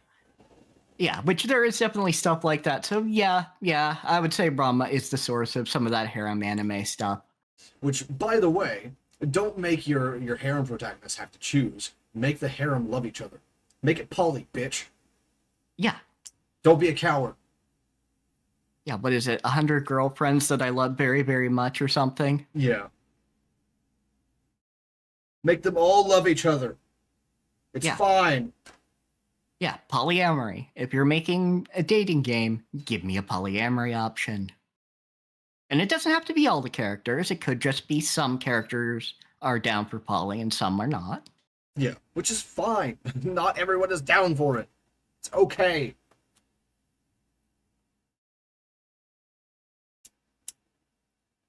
But some are.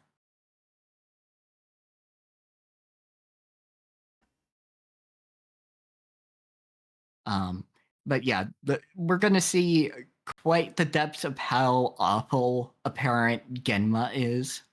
I just had the worst thing pop into my head. All right. Dark Souls dating sim. You just you Please. just go go into a dating sim with all the various characters of Dark Souls. Not that it plays like Dark Souls, but like literally just you, dating sim with all the characters. That would be kind of great. Solaire would be like the number one pick for almost everyone. Oh, 100%. Like, even straight cis dudes would go for Solaire.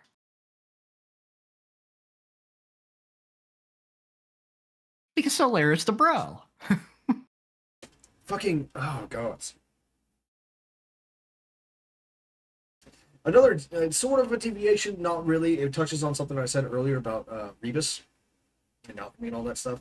But I did realize the reason why Henri switches gender. It was not because of some weird heteronormative bullshit, but because you're supposed to be creating yourself and you're renewing yourself as a Rebus by marrying Henri and taking Henri's soul into yours, Yeah.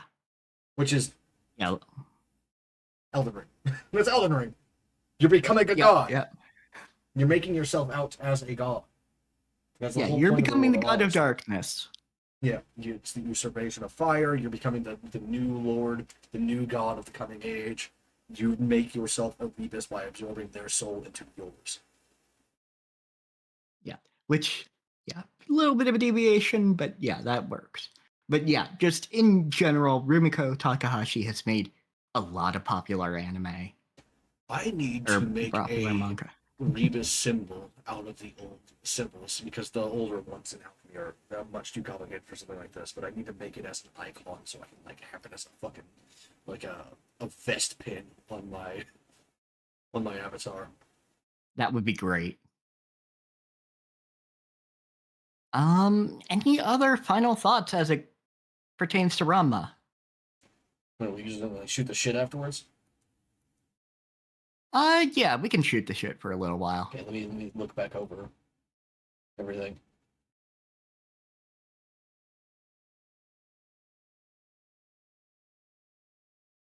Oh yeah, Ranma, fucking running on the goddamn fence instead of on the on the concrete Oh to get yeah, to school. Like this is yeah, perfectly encapsulates this fucking character. yeah, And fucking gremlin ADHD behavior. yeah, this weird jackass upon like having to go to school instead of just like ditching like I would if I was in Ranma's situation. Uh, runs along the fence instead of along the concrete because they're running late, right? Like Ranma and Akane are running late, so they're sprinting down the road, and Ranma's just on the fucking fence instead of. It's not even like a small fence either. It's fucking like a 6 foot tall fence. Mm-hmm. Nerds just run along it. What are you doing, dude? Yeah, and it's one of those neurodivergent ADHD behaviors of we see a path like that and we walk on it. Like usually it's something just slightly raised, obviously, because we're not all acrobatic, savants like Ranma. Yeah, fucking. Even I used to do that shit. I don't have ADHD, but like personally, it's because like I liked the exercise or not the exercise, the test, I guess, the challenge, the Yeah, practice and the balance and showing off my balance and reconfirming it to myself. Which, by the way, that's one of the things that sucks most about my legs is I can't fucking do that anymore. It's not even a matter of like it hurts too much to do it. I literally can't. My legs aren't stable enough anymore. Sucks ass.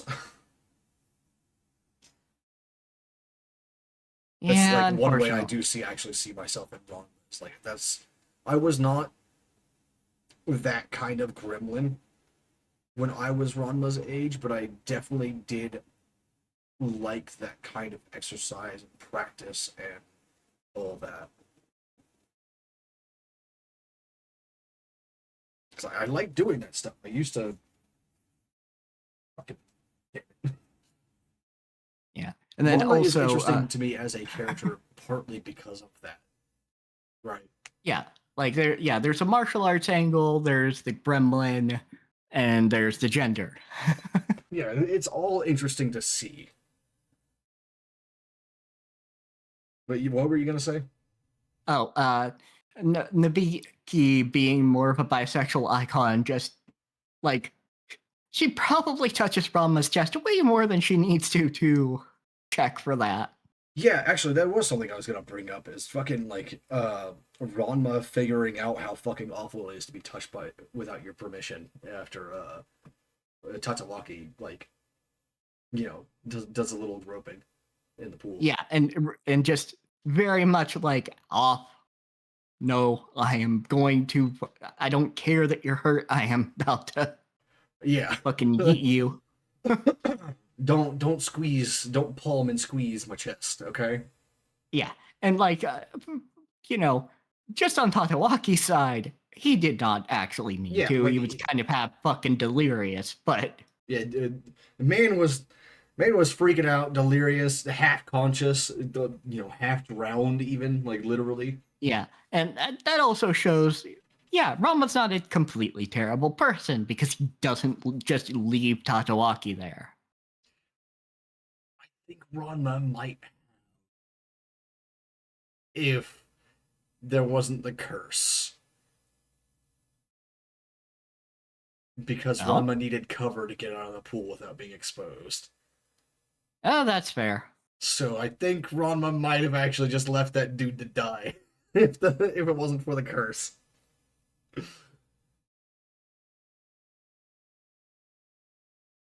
Which would be a Hey, hell of Pa. a way to go out, by the way. It's just written on your obituary. It's like, yeah, this fucking idiot jumped out of a third story window chasing after someone straight into a pool and then just fucking drowned. Yeah, Belly flopped in the pool, knocked himself unconscious, and just drowned. yeah, that would be a hell of a thing. Gods. Anyhow, yeah, I thought you were gonna say something. Nope.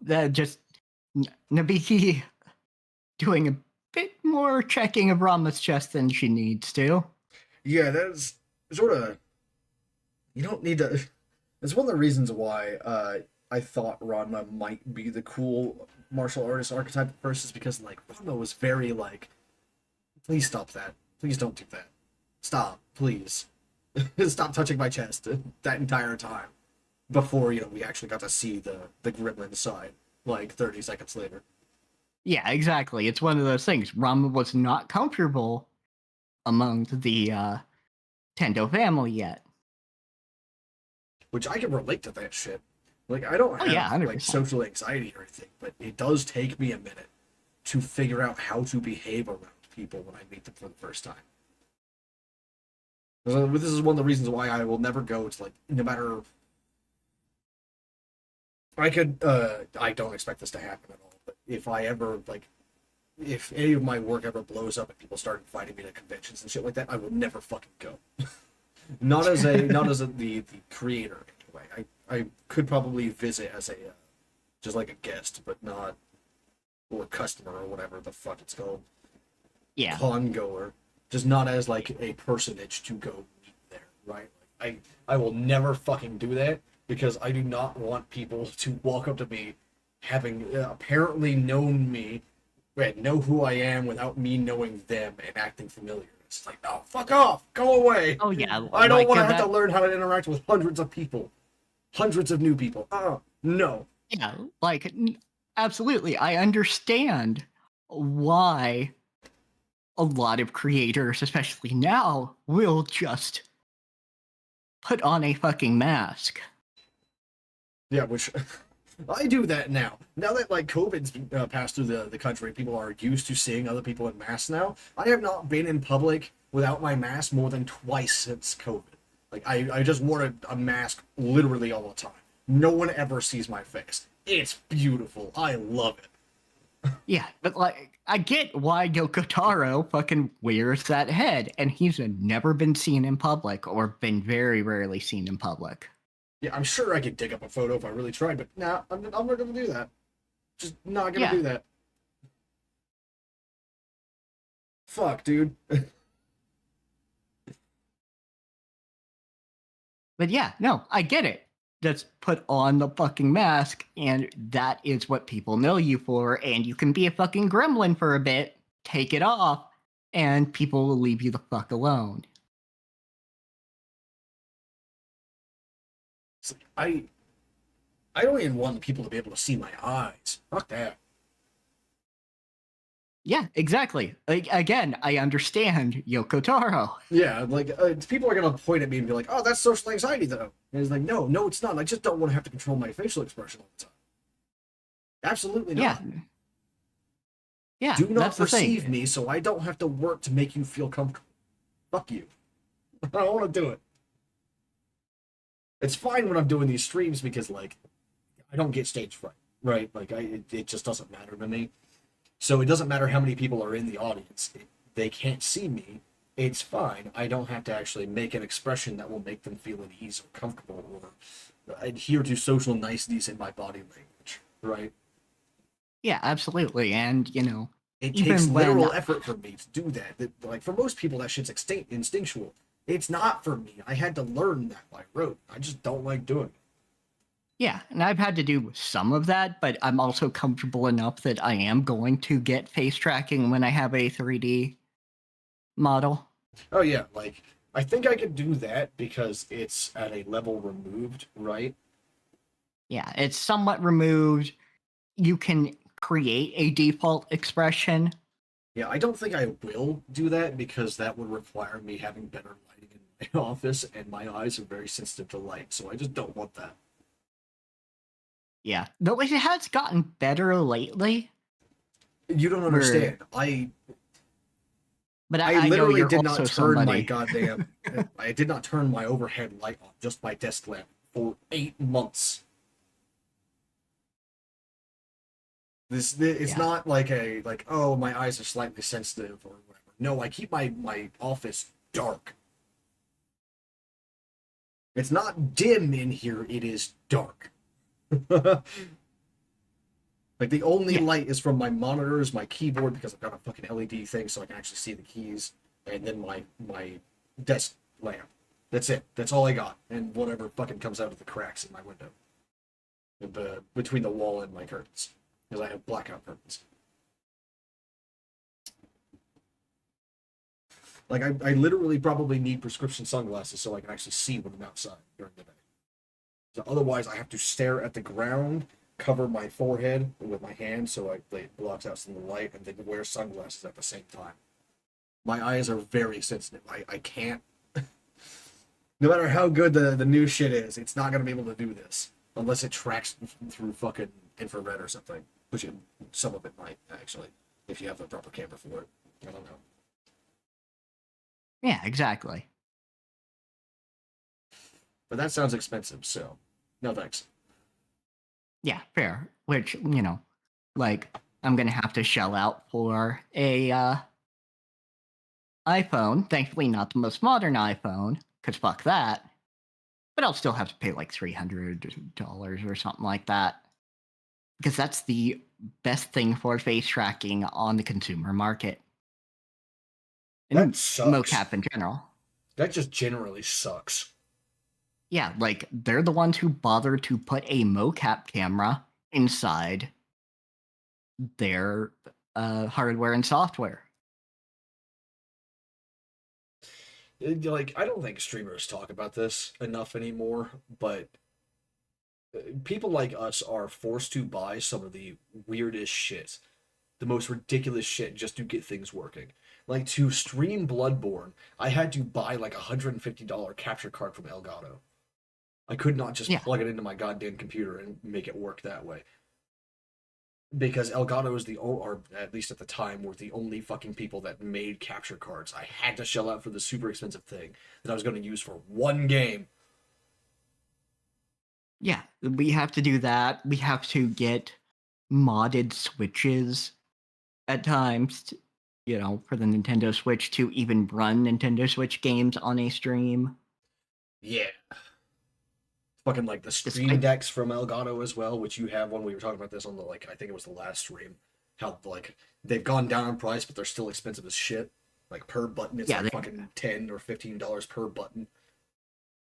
like they're still kind of expensive, but they're also great for switching scenes and doing the things you Yeah. need. And it's like, what the fuck? And like before anyone in the comments or fucking watching this much later start saying like shit like, just get a, why don't you just use like various key combinations? Like, yeah, I could do that. In fact, that's what I do use.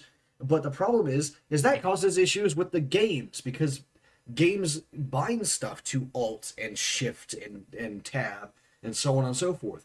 Imagine if I was playing fucking Skyrim and I tried to hit my mute button, which is Alt Shift Tab, and I think it's S on my Yeah, keyboard. and that I does don't something remember with what the it's bound to on mods. the thing. And what that'll do is that'll use my power. It'll make me start sprinting. It'll open my menu, and then it'll just select something in the menu. That's what it'll do in order in Skyrim. At the same Yeah, time, I just try to like unmute or mute myself. That's what we have to deal with. That's why I can't just use a random keypad or fucking like various key combinations that aren't gonna fuck with anything else. If I do that, then I have to, it fucks with the game. I've got to unbind shit. I've got to rebind stuff. It's ridiculous. And that's not to say nothing of the actual equipment we need, like the basic equipment that everyone needs, like microphones, pop filters, uh, like good headphones, extra monitors so you can see chat in your game at the same time. yeah, Thankfully, extra exactly. monitors are really fucking cheap. But some computers just straight up won't allow you to have multiple monitors in the first place, which Granted, sucks ass. I would recommend having at least two monitors to anybody. Yeah, of course. So you can keep like reference material up on the screen while you're working on it and shit like that. Yeah, yeah, absolutely. And if you don't need reference material, then you can keep like your company Slack open or whatever, so you can Yeah, see if like someone needs you. Quick. yeah, exactly. Having some sort of chat open, whether it's Discord, just, so you can shoot the shit with your friends, whatever. It's also like damn near required for artists in general because like we need the tablet that we're drawing on. We also need the screen if you don't have a tablet monitor, of course. The screen where your shit is up, and then you also need your references up on another thing so you can see the references in your thing at the same time without tabbing in and out. And for artist streamers, it's even worse because we need the chat, the reference, and the thing open. Yeah, absolutely. I have a bare minimum requirement of 3 fucking monitors. Yeah, and that's part of the reason why I'm looking forward to VR being even better, because infinite monitors. Yeah. Which will be great when I can afford VR in like 8 years. Yeah, that's the thing. It's like, yeah, I'm looking forward to it being more affordable and easier on the eyes. Like, yeah, I'll get used to VR over time, but it'd be great if I didn't have to get quite so used to it. Fuck it, just like plug it into the back of my skull. Give me full dive. I don't give a shit. Oh yeah, absolutely. Like, as much as I go, maybe, let other people try it out, I'm giving it a year minimum, and then I'm getting full dive. Yeah, like I don't care if I have to have a fucking surgery to implant a damn data check in my skull. I'm getting it. Yeah, as I long want to as run it's, again, please. yeah, like as long as it's not somebody like Elon Musk, I will get it. If it's Elon Musk, I'm going, no, I'm not. I'm not letting that man have surgery on my brain. Yeah, like I'm not putting anything that like Elon Musk made anywhere near myself or much less in myself. It's not happening. Yeah, but as long as it's a company that has some quality to it, yeah, I'm getting it minimum of a year at most just to see if there's any bugs they need to work out first. Yeah, which I doubt we'll actually need like data jacks for that kind of thing because electrode sensors are pretty fucking good these days. We thought we would need data jacks back in the day when like all this fucking cyberpunk stuff was first coming out, so that's why data jacks are like a common thing now. But no, you just use fucking electrodes and stuff like that now because that's actually really good. Yeah, I think we might still need data jacks slightly. For some things, yeah, but not for like full dive or anything like that. Yeah. Just probably something to keep us from moving around in the flesh space. That can actually be done with electrowaves because you can just induce the same thing as what happens when you sleep. Because there's a reason why you don't get up and start sprinting off in the distance when you run in your dreams. So when there's also the reason why sleep paralysis actually like happens to people. When you're dreaming or you're sleeping, your brain shuts down like the motor function or whatever the fuck you want to call it. It's a thing that lets you move around and talk and do things, right? It shuts it down or at least dampens it greatly. And all this is just like a fucking brain wave. It's not a special chemical or anything like that. And when you have sleep paralysis, what happens is you consciously wake up before your body is allowed to move. So you're still in a half dreaming state, and so you hallucinate shit while you can't move. And for people who this doesn't work in properly, and their body doesn't get shut down the right way when they're sleeping, will start sleepwalking. And this can happen for a lot of reasons. Sometimes it's neurological problems, and other times it's just stress. Yep. So yeah, okay, that's something I wasn't aware of. So yeah, we can even simulate visuals that way, like. Yeah, because like the way that it would have to work without a data jack is that you would be transmitting the sights and sounds and feelings and emotions and all blah blah blah, all of it via electrowaves into the brain through your electrodes, which will also be reading the input that you get into it. You probably have input and output electrodes going to different parts of the device. Gotcha. That level of full dive tech is probably years ahead of like the first versions that we'll get. Like the first versions we'll get are probably going to be these giant fucking pods, like arcade cabinet style shit. Yeah, which again, it's one of those things. I will sell my left kidney.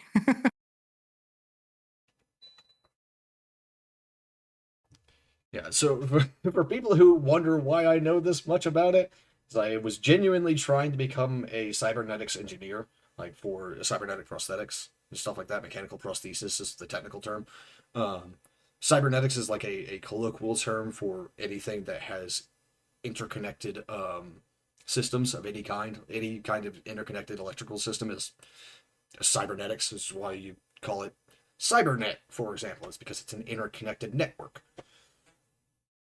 That's the original definition given way back when. We don't actually call it that in like academic stuff unless we're specifically talking about those terms. Um, but yeah, I was going to become, or I was studying to become a mechanical engineer who worked with mechanical prostheses, powered armor, exoskeleton stuff, anything and everything that you could consider to be cyberpunk. I was going to go work on that. Yeah, which fair, because there is some absolutely interesting shit there. I just realized I've been a disability advocate for like 16 years now. Fuck. Indeed.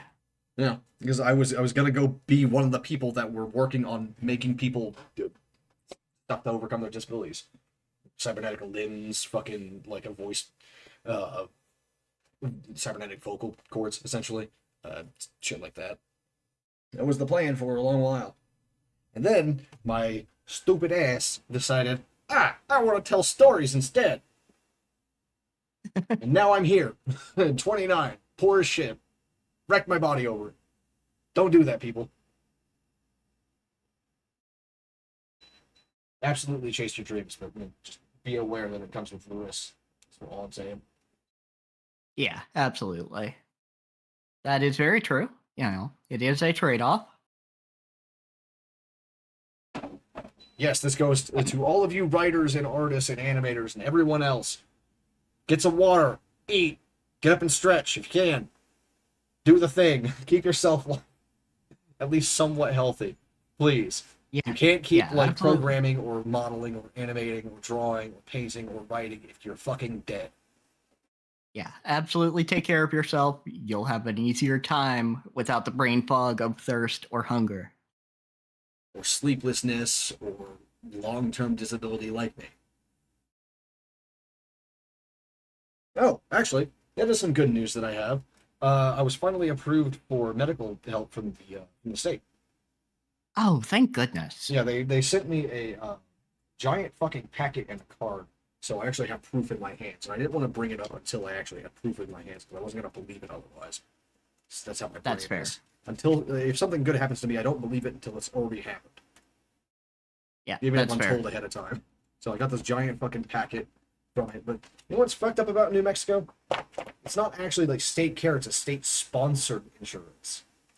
So I've got this Yep. fucking thing from Presbyterian Turquoise Care, which is fucking. It's funded in part by New Mexico, but it's not actually a New Mexican state organization, which is just very fucking annoying. Yep. Because like I feel in my We goddamn bones that someone's gonna like try and convert me to Christianity through this shit. yeah, It's yeah, probably not actually like gonna happen, but like I just this is yeah, like the like one bias there's I've never been able to get rid of. It's fucking hate Christianity. yeah. Whenever it comes And up, I'm like, instinctually. Even if I treat Christians the same way as I treat everyone else, it's just somewhere in the back of my brain. I can't get rid of it. I'm yeah. trying. Yeah, it's one of those things where it's like, gosh, there are plenty of good Christian people out there, but also all the politicians that, you know, My fucking go mother. heavy on the Jesus shit also go heavy on, I should die. Yeah, it's fucking. Thankfully, my mother isn't like a. I would. I'm not. She is a bigot, but not in the loud, angry, they should die kind of way. She thinks she's not a bigot, but she is. It's Yeah.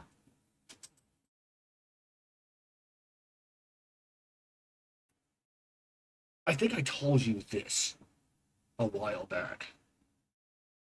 But I asked my mother, like during a conversation with someone else, like there were a bunch of, it was more than one thing. It's like one of the people in the conversation is LGBT bi, in fact, and he was talking about how he didn't understand trans stuff, and I was trying to explain to him the basics of like all this stuff, and then I looked at my mother, who has a degree in English, and said, "What do you call a person whose gender you don't know?" And she made this sort of like shrug, confused face, and went, "It." It's like, are you fucking kidding me? Yeah. You're an Like, English what? major. Yeah, what the fuck? Like, literally, if you don't know somebody's gender, you will say they. You Yeah, will like and I've absolutely say heard they. her say they when she didn't know. It's like But it's like people's brains immediately go to goop the minute they talk. it's fucking never call a person it unless they About ask not. you to.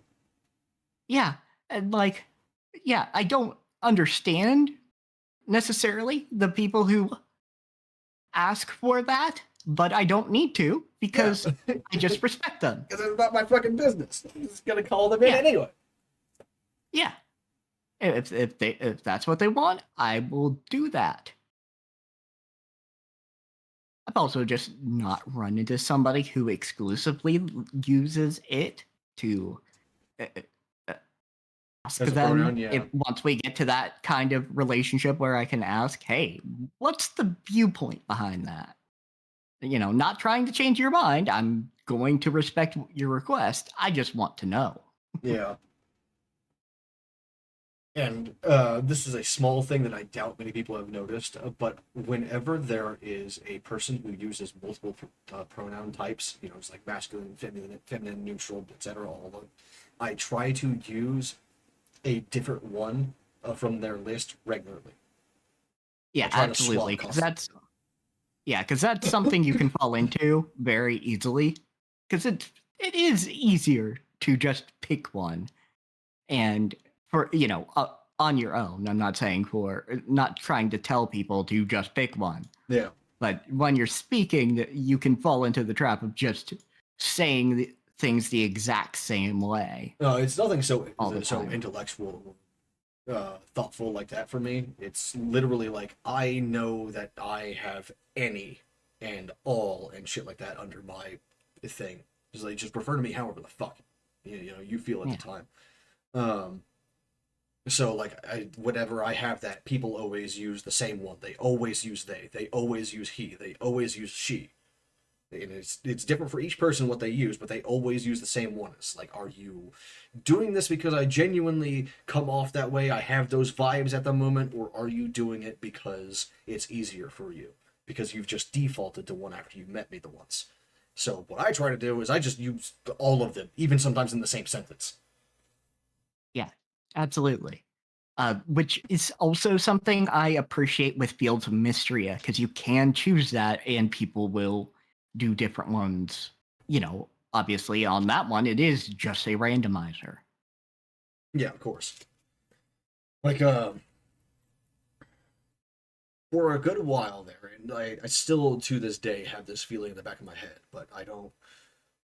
It's not as big anymore. But whenever people used he for me, I had this thought, even after they knew that I was non-binary and used like any pronouns. It's always just like, are you saying that just because you know my voice, or are you saying it because I genuinely feel masculine to you at the moment? Which one is it? And I don't want to interrogate my friends all the time about it. So I don't Yeah, really don't talk absolutely. about it very often, but I just have that feeling in the back of my head all the time.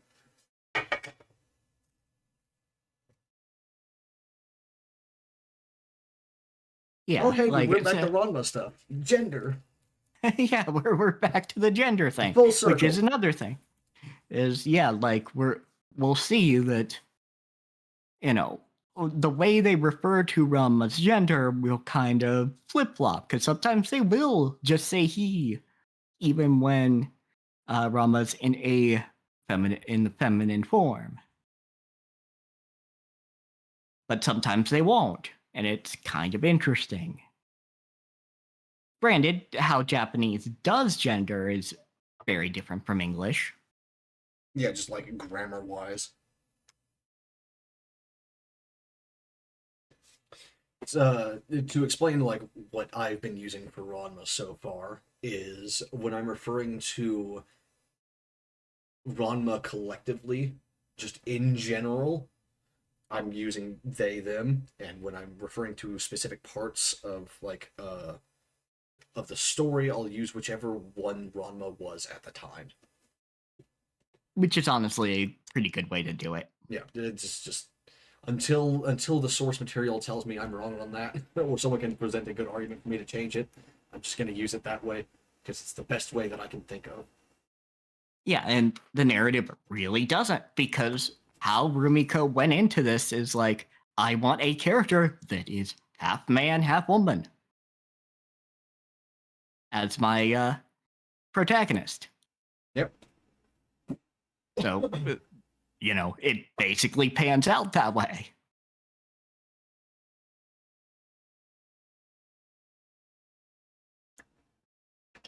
Which, yeah, again, I am amused that Rumiko Takahashi accidentally made a non-binary character just by did the wrong equation and got to the same conclusion. Yeah.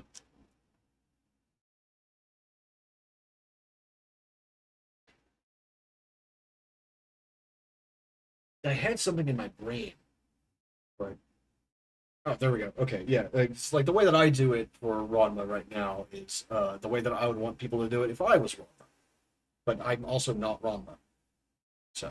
But Yeah. I can't exactly ask Ranma either. Ranma isn't a person; they're a character. Rama isn't a person. And though, honestly, it also pans out for the real life situation, because Rama collectively is a they, because it is two people who are the voice actor in all circumstances. Yep, that's true. And then you can go he when you're talking about, male Rama's voice actor, because as far as I know, every one of them IDs is a man. And you can use she for feminine Rama, because as far as I know, all the voice actors of feminine Rama also see themselves as women.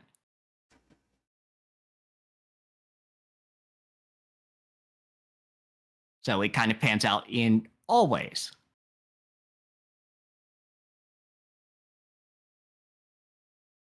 Good shit. I think this is also good for like various Rebus characters as well. Spoilers for Elden Ring. Tune out if you don't want to have spoilers for Elden Ring. Give you like 5 seconds here. But yeah, when you refer to America America and Radagon as like them, you're talking about both of them, right? They're the same person, but when you're talking about them as a whole, you're saying them. When you're talking about just what America did versus just what Radagon did, you say her or him. Yeah, exactly. It makes the most sense, because a lot of things they do together, other things they do apart. Yep. And to make this clear on any lore hunters' parts, like my opinion of the Marika, Radagon, Rebus, and when they merged together is when Marika became a god. That's it. It wasn't beforehand, and it wasn't after, and I do not think that Radagon was a separate person. Before that, like Radagon was just created as the masculine half of the Rebus in the process of becoming a god. Yep.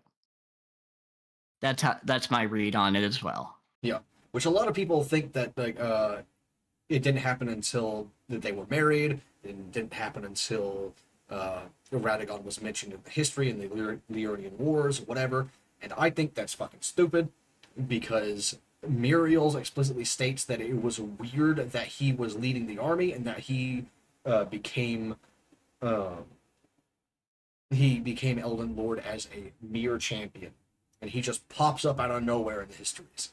It's like there was Yeah. there's no history for him. He just appeared in the War of the Giants. That's Yeah, it. He just exactly. showed up. Yeah, showed up as an entity and yes, developed his own personality and his own desires, but he didn't exist as a separate person. Yeah. And there's also the fact that Radagon's name is in the Elden Ring. Like literally inside of it. It's written inside of the Elden Ring right beside Marika's name. And if he was just an Elden Lord at any point, his name would not be written in the Elden Ring. Exactly. He is God just as much as Marika is God because he is her Yeah. and has always been her. Yeah. It's just a thing of, you know, that developed later. And going into DLC things, like, they made the point. If you pull out your other self, it is exactly the same as leaving your arm or a vital organ behind. Yeah, which is weird. I wonder if Mikola became a Rebus again with a new other half when he became a god. When he passed Yeah, through the that's a gates of good divinity question. and came back during the fight. Like I wonder if he developed another other half, or if because Trina was still alive, she still counted as his other half, the feminine aspect of the Rebus. Yeah, it could also be that because he fundamentally did something so different, it just doesn't work that way. Yeah. And I find like a lot of people taking characters' words as gospel, and not just in Elden Ring, but in a lot of things. It's worse in Elden Ring because we don't have explicit on-screen showing of what happened for certain things. I find that a lot of people take characters at their face value, whatever Word? they're saying, Yeah. which is weird to me because, for example, they take Hayata at her word when she says that there was at one point the one great, and then the greater will fucking shattered it to cause life, births, souls, etc. And I'm just like, but why do you trust that? Yes, chaos has always told you the truth in some respect, at least in like Shabriri telling you that yeah, you're gonna have to sacrifice Melina if you do this, but if you become like the Lord of Frenzy Flame, you don't have to sacrifice Melina, etc. Like yes, they have already always told you a kernel of truth, but the best manipulators do. Are Yeah, you absolutely. absolutely sure you should trust the thing that is called chaos? Yeah, exactly. Like, there's plenty of things like that where characters will just take, or people will take characters at face value. Like, there's stuff with Ranma where you can even go, yeah, no, Ranma is much more comfortable with this than they let on. Because a lot of Ranma's complaining comes off as more performative, like a man should not do that. Yeah. The equivalents Whereas, of like on screen, not even the equivalent, but like you can treat the item descriptions of stuff in games as like another character telling you things. Are you sure that's true? Because on a lot of them, they also say rumored or theorized or stuff like that. Are you sure yeah, that's like I true? think it's, Some of them are yeah, like, lies, and some of them the narrator just doesn't know. yeah, like that depends on how it's worded. Yeah. If it is worded authoritatively, where it's like, this happened, and it's not a quote. It's Cat did like, not just say meow. I did Captioner. not know. I do not meow. Well, actually, maybe I quote my cats back at them sometimes, but I do Yeah. not, under my own power, meow.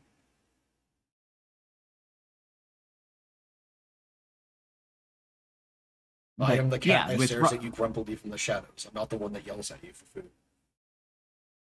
yeah. This is different when it's Nate. I do yell at him for food, but that's because he never buys it for me, so I don't feel bad about it. I don't feel weird about you telling Nate to buy me a pizza because he never does it. The second he actually does it, like for the first time, those jokes will stop. They will never happen again after that. It's fair. But yeah, like Um, the one great in the fracturing was never mentioned in any item description ever. It was literally just I telling you this in one dialogue scene, and it's like yeah, it's not and confirmed by anything else. Are you sure you should trust it? yeah, and who the fuck is Hyena? Kind of thing. Yeah, Like she's a fucking body jacker. yeah. Just like Shabriri. At least Shabriri's words are fucking made clear and known to be true because you can actually go see it.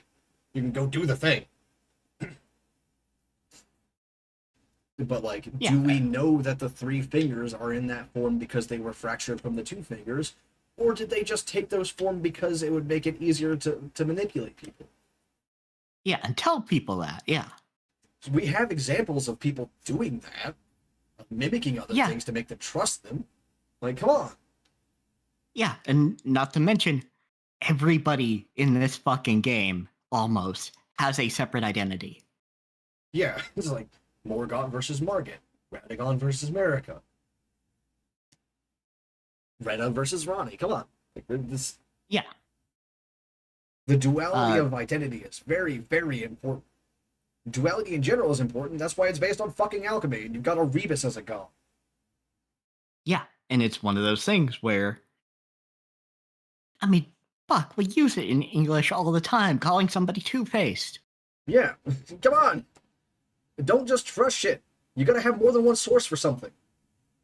Yeah, exactly. Even And if it's like yeah, two items or two different characters saying something, you've gotta have more than one source. yeah, it's one of those things where it's the joke I've seen on YouTube and stuff sometimes where DMs have a hard time with players who just absolutely do not understand that characters can lie. Yeah, which is like really weird. You know people can lie in real life. That means characters in games can lie. Come on. Yeah. This has Yeah, become Rama Cat and Mal's lecture on media literacy. Come on. but yeah, Rama will just say things, it's, well, like Akane does, really. Because Yeah. Akane says, I hate men. And then she is absolutely Then she just like respectful. makes bedroom eyes at the doctor. Yeah. It was Yeah. very funny that those scenes were back to back. Oh, yeah, absolutely. And Rama will do the same thing where he'll say one thing, but he doesn't necessarily mean it. Especially when it comes to Akane, really. Yeah, But in like general. fucking people do that. And if you're writing a good character, you're gonna have to have them do that sometimes too. Good characters are Yeah. not cardboard cutouts. Just because someone is honest doesn't mean they're forthcoming. Yeah, like Just because someone is really forthcoming doesn't mean they're probably honest.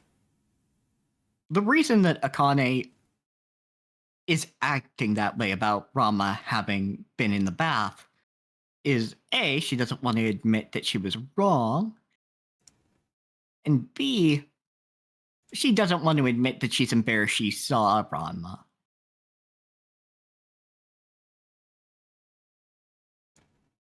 Join the Discord for Some. memes. There was a pretty good one just posted in the Discord. I can't show that one on stream. Let me see here. It's in Lady Bum's Headless Circles. Yes, that is our not safe for work meme channel. That's what it's called. Oh, that's great.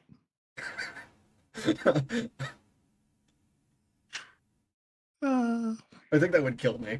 Like, yeah, that's the fuck. thing.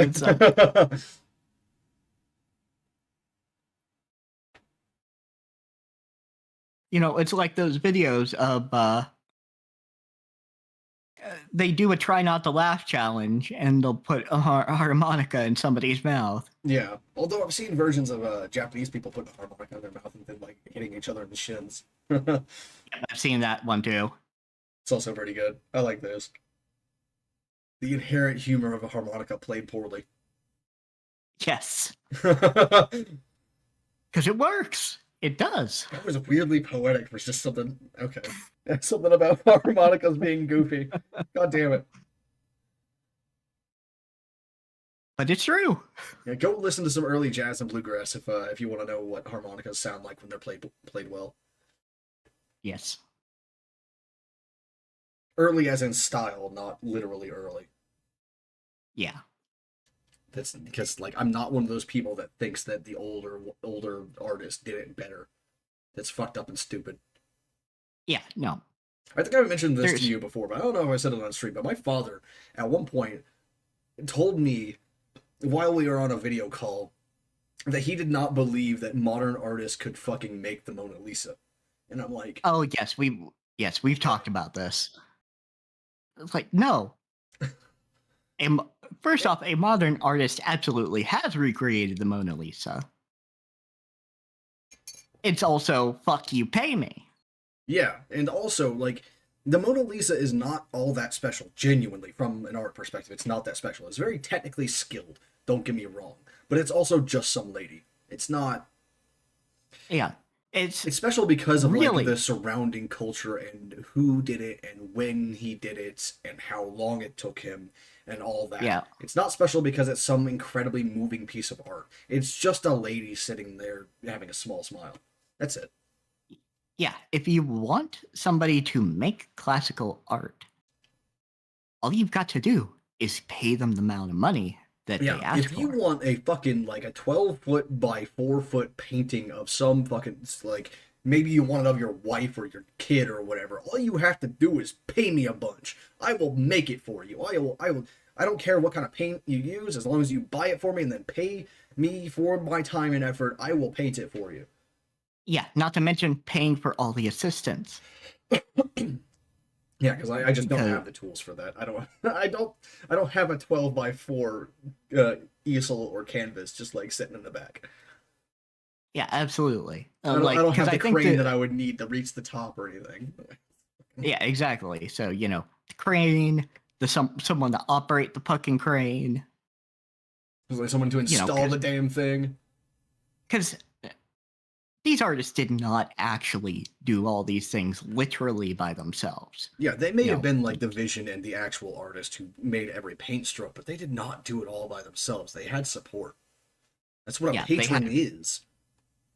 they had financial and material support to make that happen. The Sistine Chapel would not have happened without quite a lot of assistance. Yeah, artists almost never fucking bought their own goddamn marble when they were carving. All right? Yeah. And I wonder why. So It might be because it's something like 20 tons of fucking stone being transported. And that's really goddamn expensive. yeah, both in procuring the material and having somebody to transport it.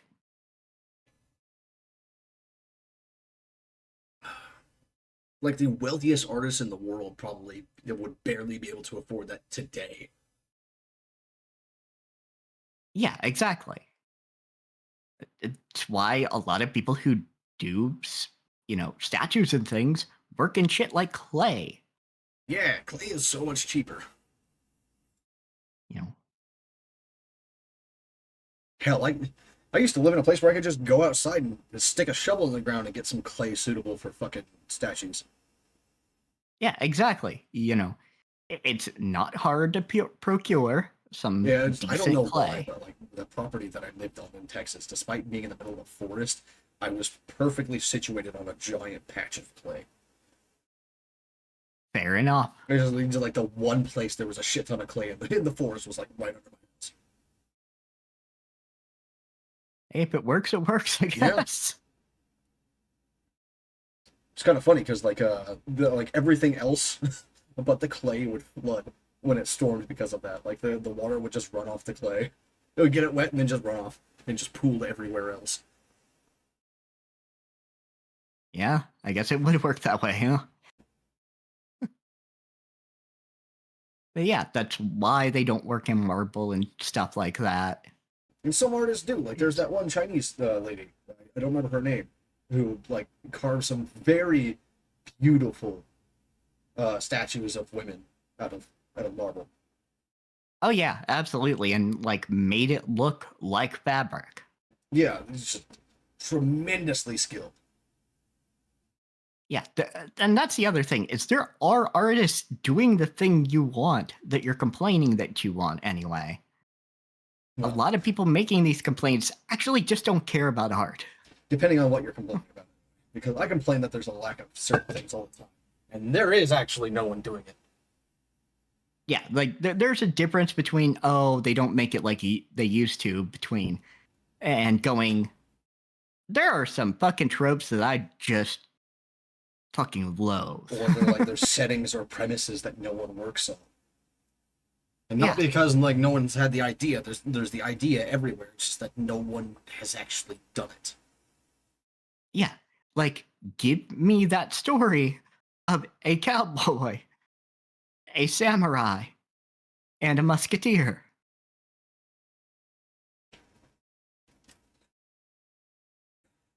Yeah, like for example, like one of the things that I complain about is not having urban fantasy that's actually based on real myth and everything very often. Because every time there's urban fantasy, you always get something like His Dark Materials, right? Where they make up their own shit for it. And yes, they use the same terms as like real life mythology, but the angels and demons and so on and so forth do not have anything to actually do with angelology or demonology. They are not the same creatures. Yeah, exactly. Like, oh, what was it? Ghosts of the Ozark, which said it was about demons, but just made shit up. Yeah, Ghost of the Ozarks though was like it was a mundane horse masquerading as a supernatural horse. And Or that was no, part of the not book. Ghosts of the Ozarks. I'm thinking of the other one with the woman that was by herself. Wind something. I need more than that because I watched a lot of Weird West movies then, and that was like 2 years ago now. Yeah, let me see. No, it was about like a year and a half, because we did that at the beginning of summer. That's right.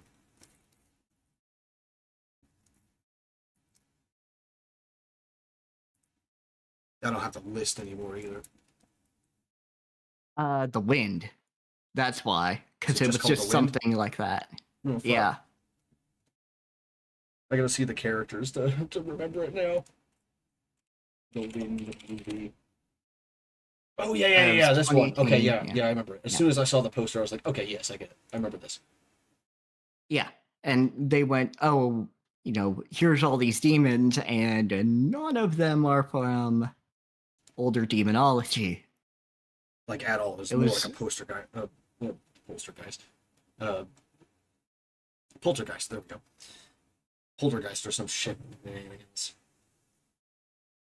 yeah, but also like, it was just something some dude in the 90s came up with and claimed was older, but Yeah. produced no evidence. It's like what I want is to have a Galu right next to a fucking succubus and like a Balavanshi. Maybe throw in like a Leshy or something like that. But like that's what I want. I want the Impusai to be standing right next to like a I don't know like a goddamn kitsune. Yeah. And I want it to actually be real, not cutesy fucking anime shit.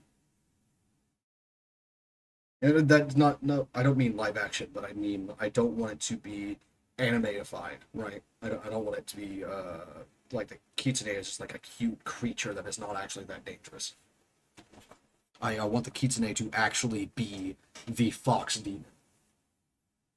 I want the Impusa to actually be the weird Greek fucked up goat leg brass leg creature that they are.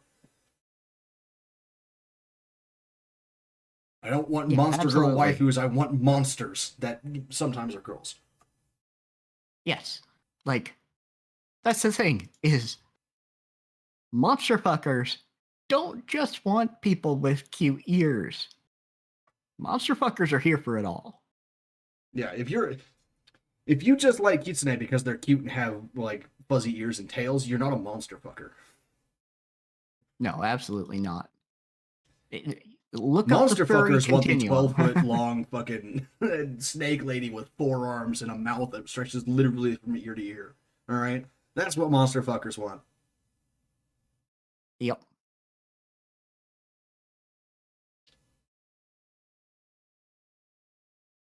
All right. Well, we've been going for about 2 hours, and I think we've had about as much Ranma content we could pull out of those 2 episodes. Yeah, probably. I'm going to try to take notes on the next episode, but I don't know that I will. Yeah, we'll see. And we'll probably do a pair of episodes again unless we decide there's enough content in just one. Yeah, although Weeb Wednesday, we could also just like watch other shit. We can talk That's about true. other things on Wednesday. I would not be opposed to adding Weeb Wednesday as a permanent thing. I like this. Yeah, This is good. that wouldn't be too bad because yeah, just talking for a couple hours isn't quite as energy intensive as the Umineko streams or any of the other game streams. Yeah.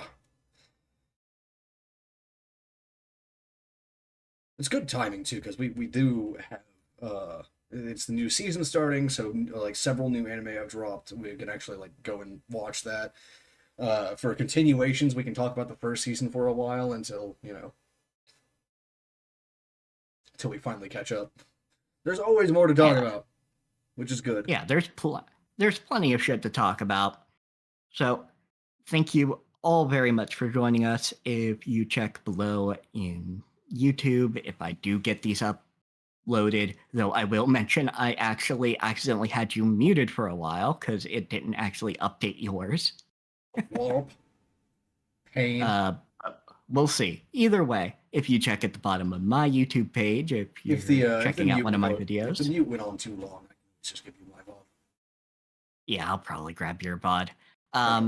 Yeah, if you check at the bottom, you'll be able to transfer over to my Blue Sky and also link to my stream and Cat Stream, which Cat Stream has a bunch more links in the About section, which they will go over now. Yes. If you are currently viewing, you can just scroll down below the Twitch player, but if you are watching the VOD, you go to the About section and you'll find a bunch of images and like that are used as headers. It'll be stuff like art or Twitter or Discord or whatever the fuck.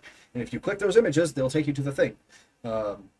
Under the art, it's by Kara, which is a relatively new portfolio site. You can go there and see if you like my art and, decide to hire me or not. But my other stuff also has my art because I just throw it everywhere that I can because that's what artists do. We just like toss it at our friends, we toss it at the internet, we toss it onto our portfolios. It's just everywhere. If you want pictures of my cats or stream announcements or anything like that, go to the Discord or the Twitter or Blue Sky or what have you, because those get posted all over. Sometimes I also post on social media the food that I cook, and I'm actually a pretty good cook. So if you want some recipes, go there. Find some stuff that you like and just like ask me how I made it. I will tell you. I will give you a breakdown of what I used, how much I used, and how long it took. Yeah, absolutely. Cat is very good for that. I'm not like super experienced in cooking. I can't make a lot of like. I'm not gonna whip out like some high tier fucking Italian shit, but I can make some Alfredo. All right, I can tell you how to make a burger or some steakhouse chopped steak, or I don't know what the fuck was the last thing that I made. I've been in a lot of pain lately, so I've been making like a lot of interesting food. It's mostly just been like eggs. Just like it's easy, just throw it in a pan. Stew. I make stews a lot, but I do not use pressure cookers or anything like that, or slow cookers, anything like that. I cook them slowly, manually on the stove, so everything is real soft and good. It takes a while, but it's worth it. It does take a while, but yeah, because it takes like 6+ hours. So yeah, so I will suggest that most of you use just a modern Instant Pot. Yeah, as long as you get the amount of ingredients right, my recipes will also work for you. Just don't overflow your Instant Pot or what have you, whatever you use. Yeah, exactly. And one last bit of advice for cooking: wash your goddamn carrots.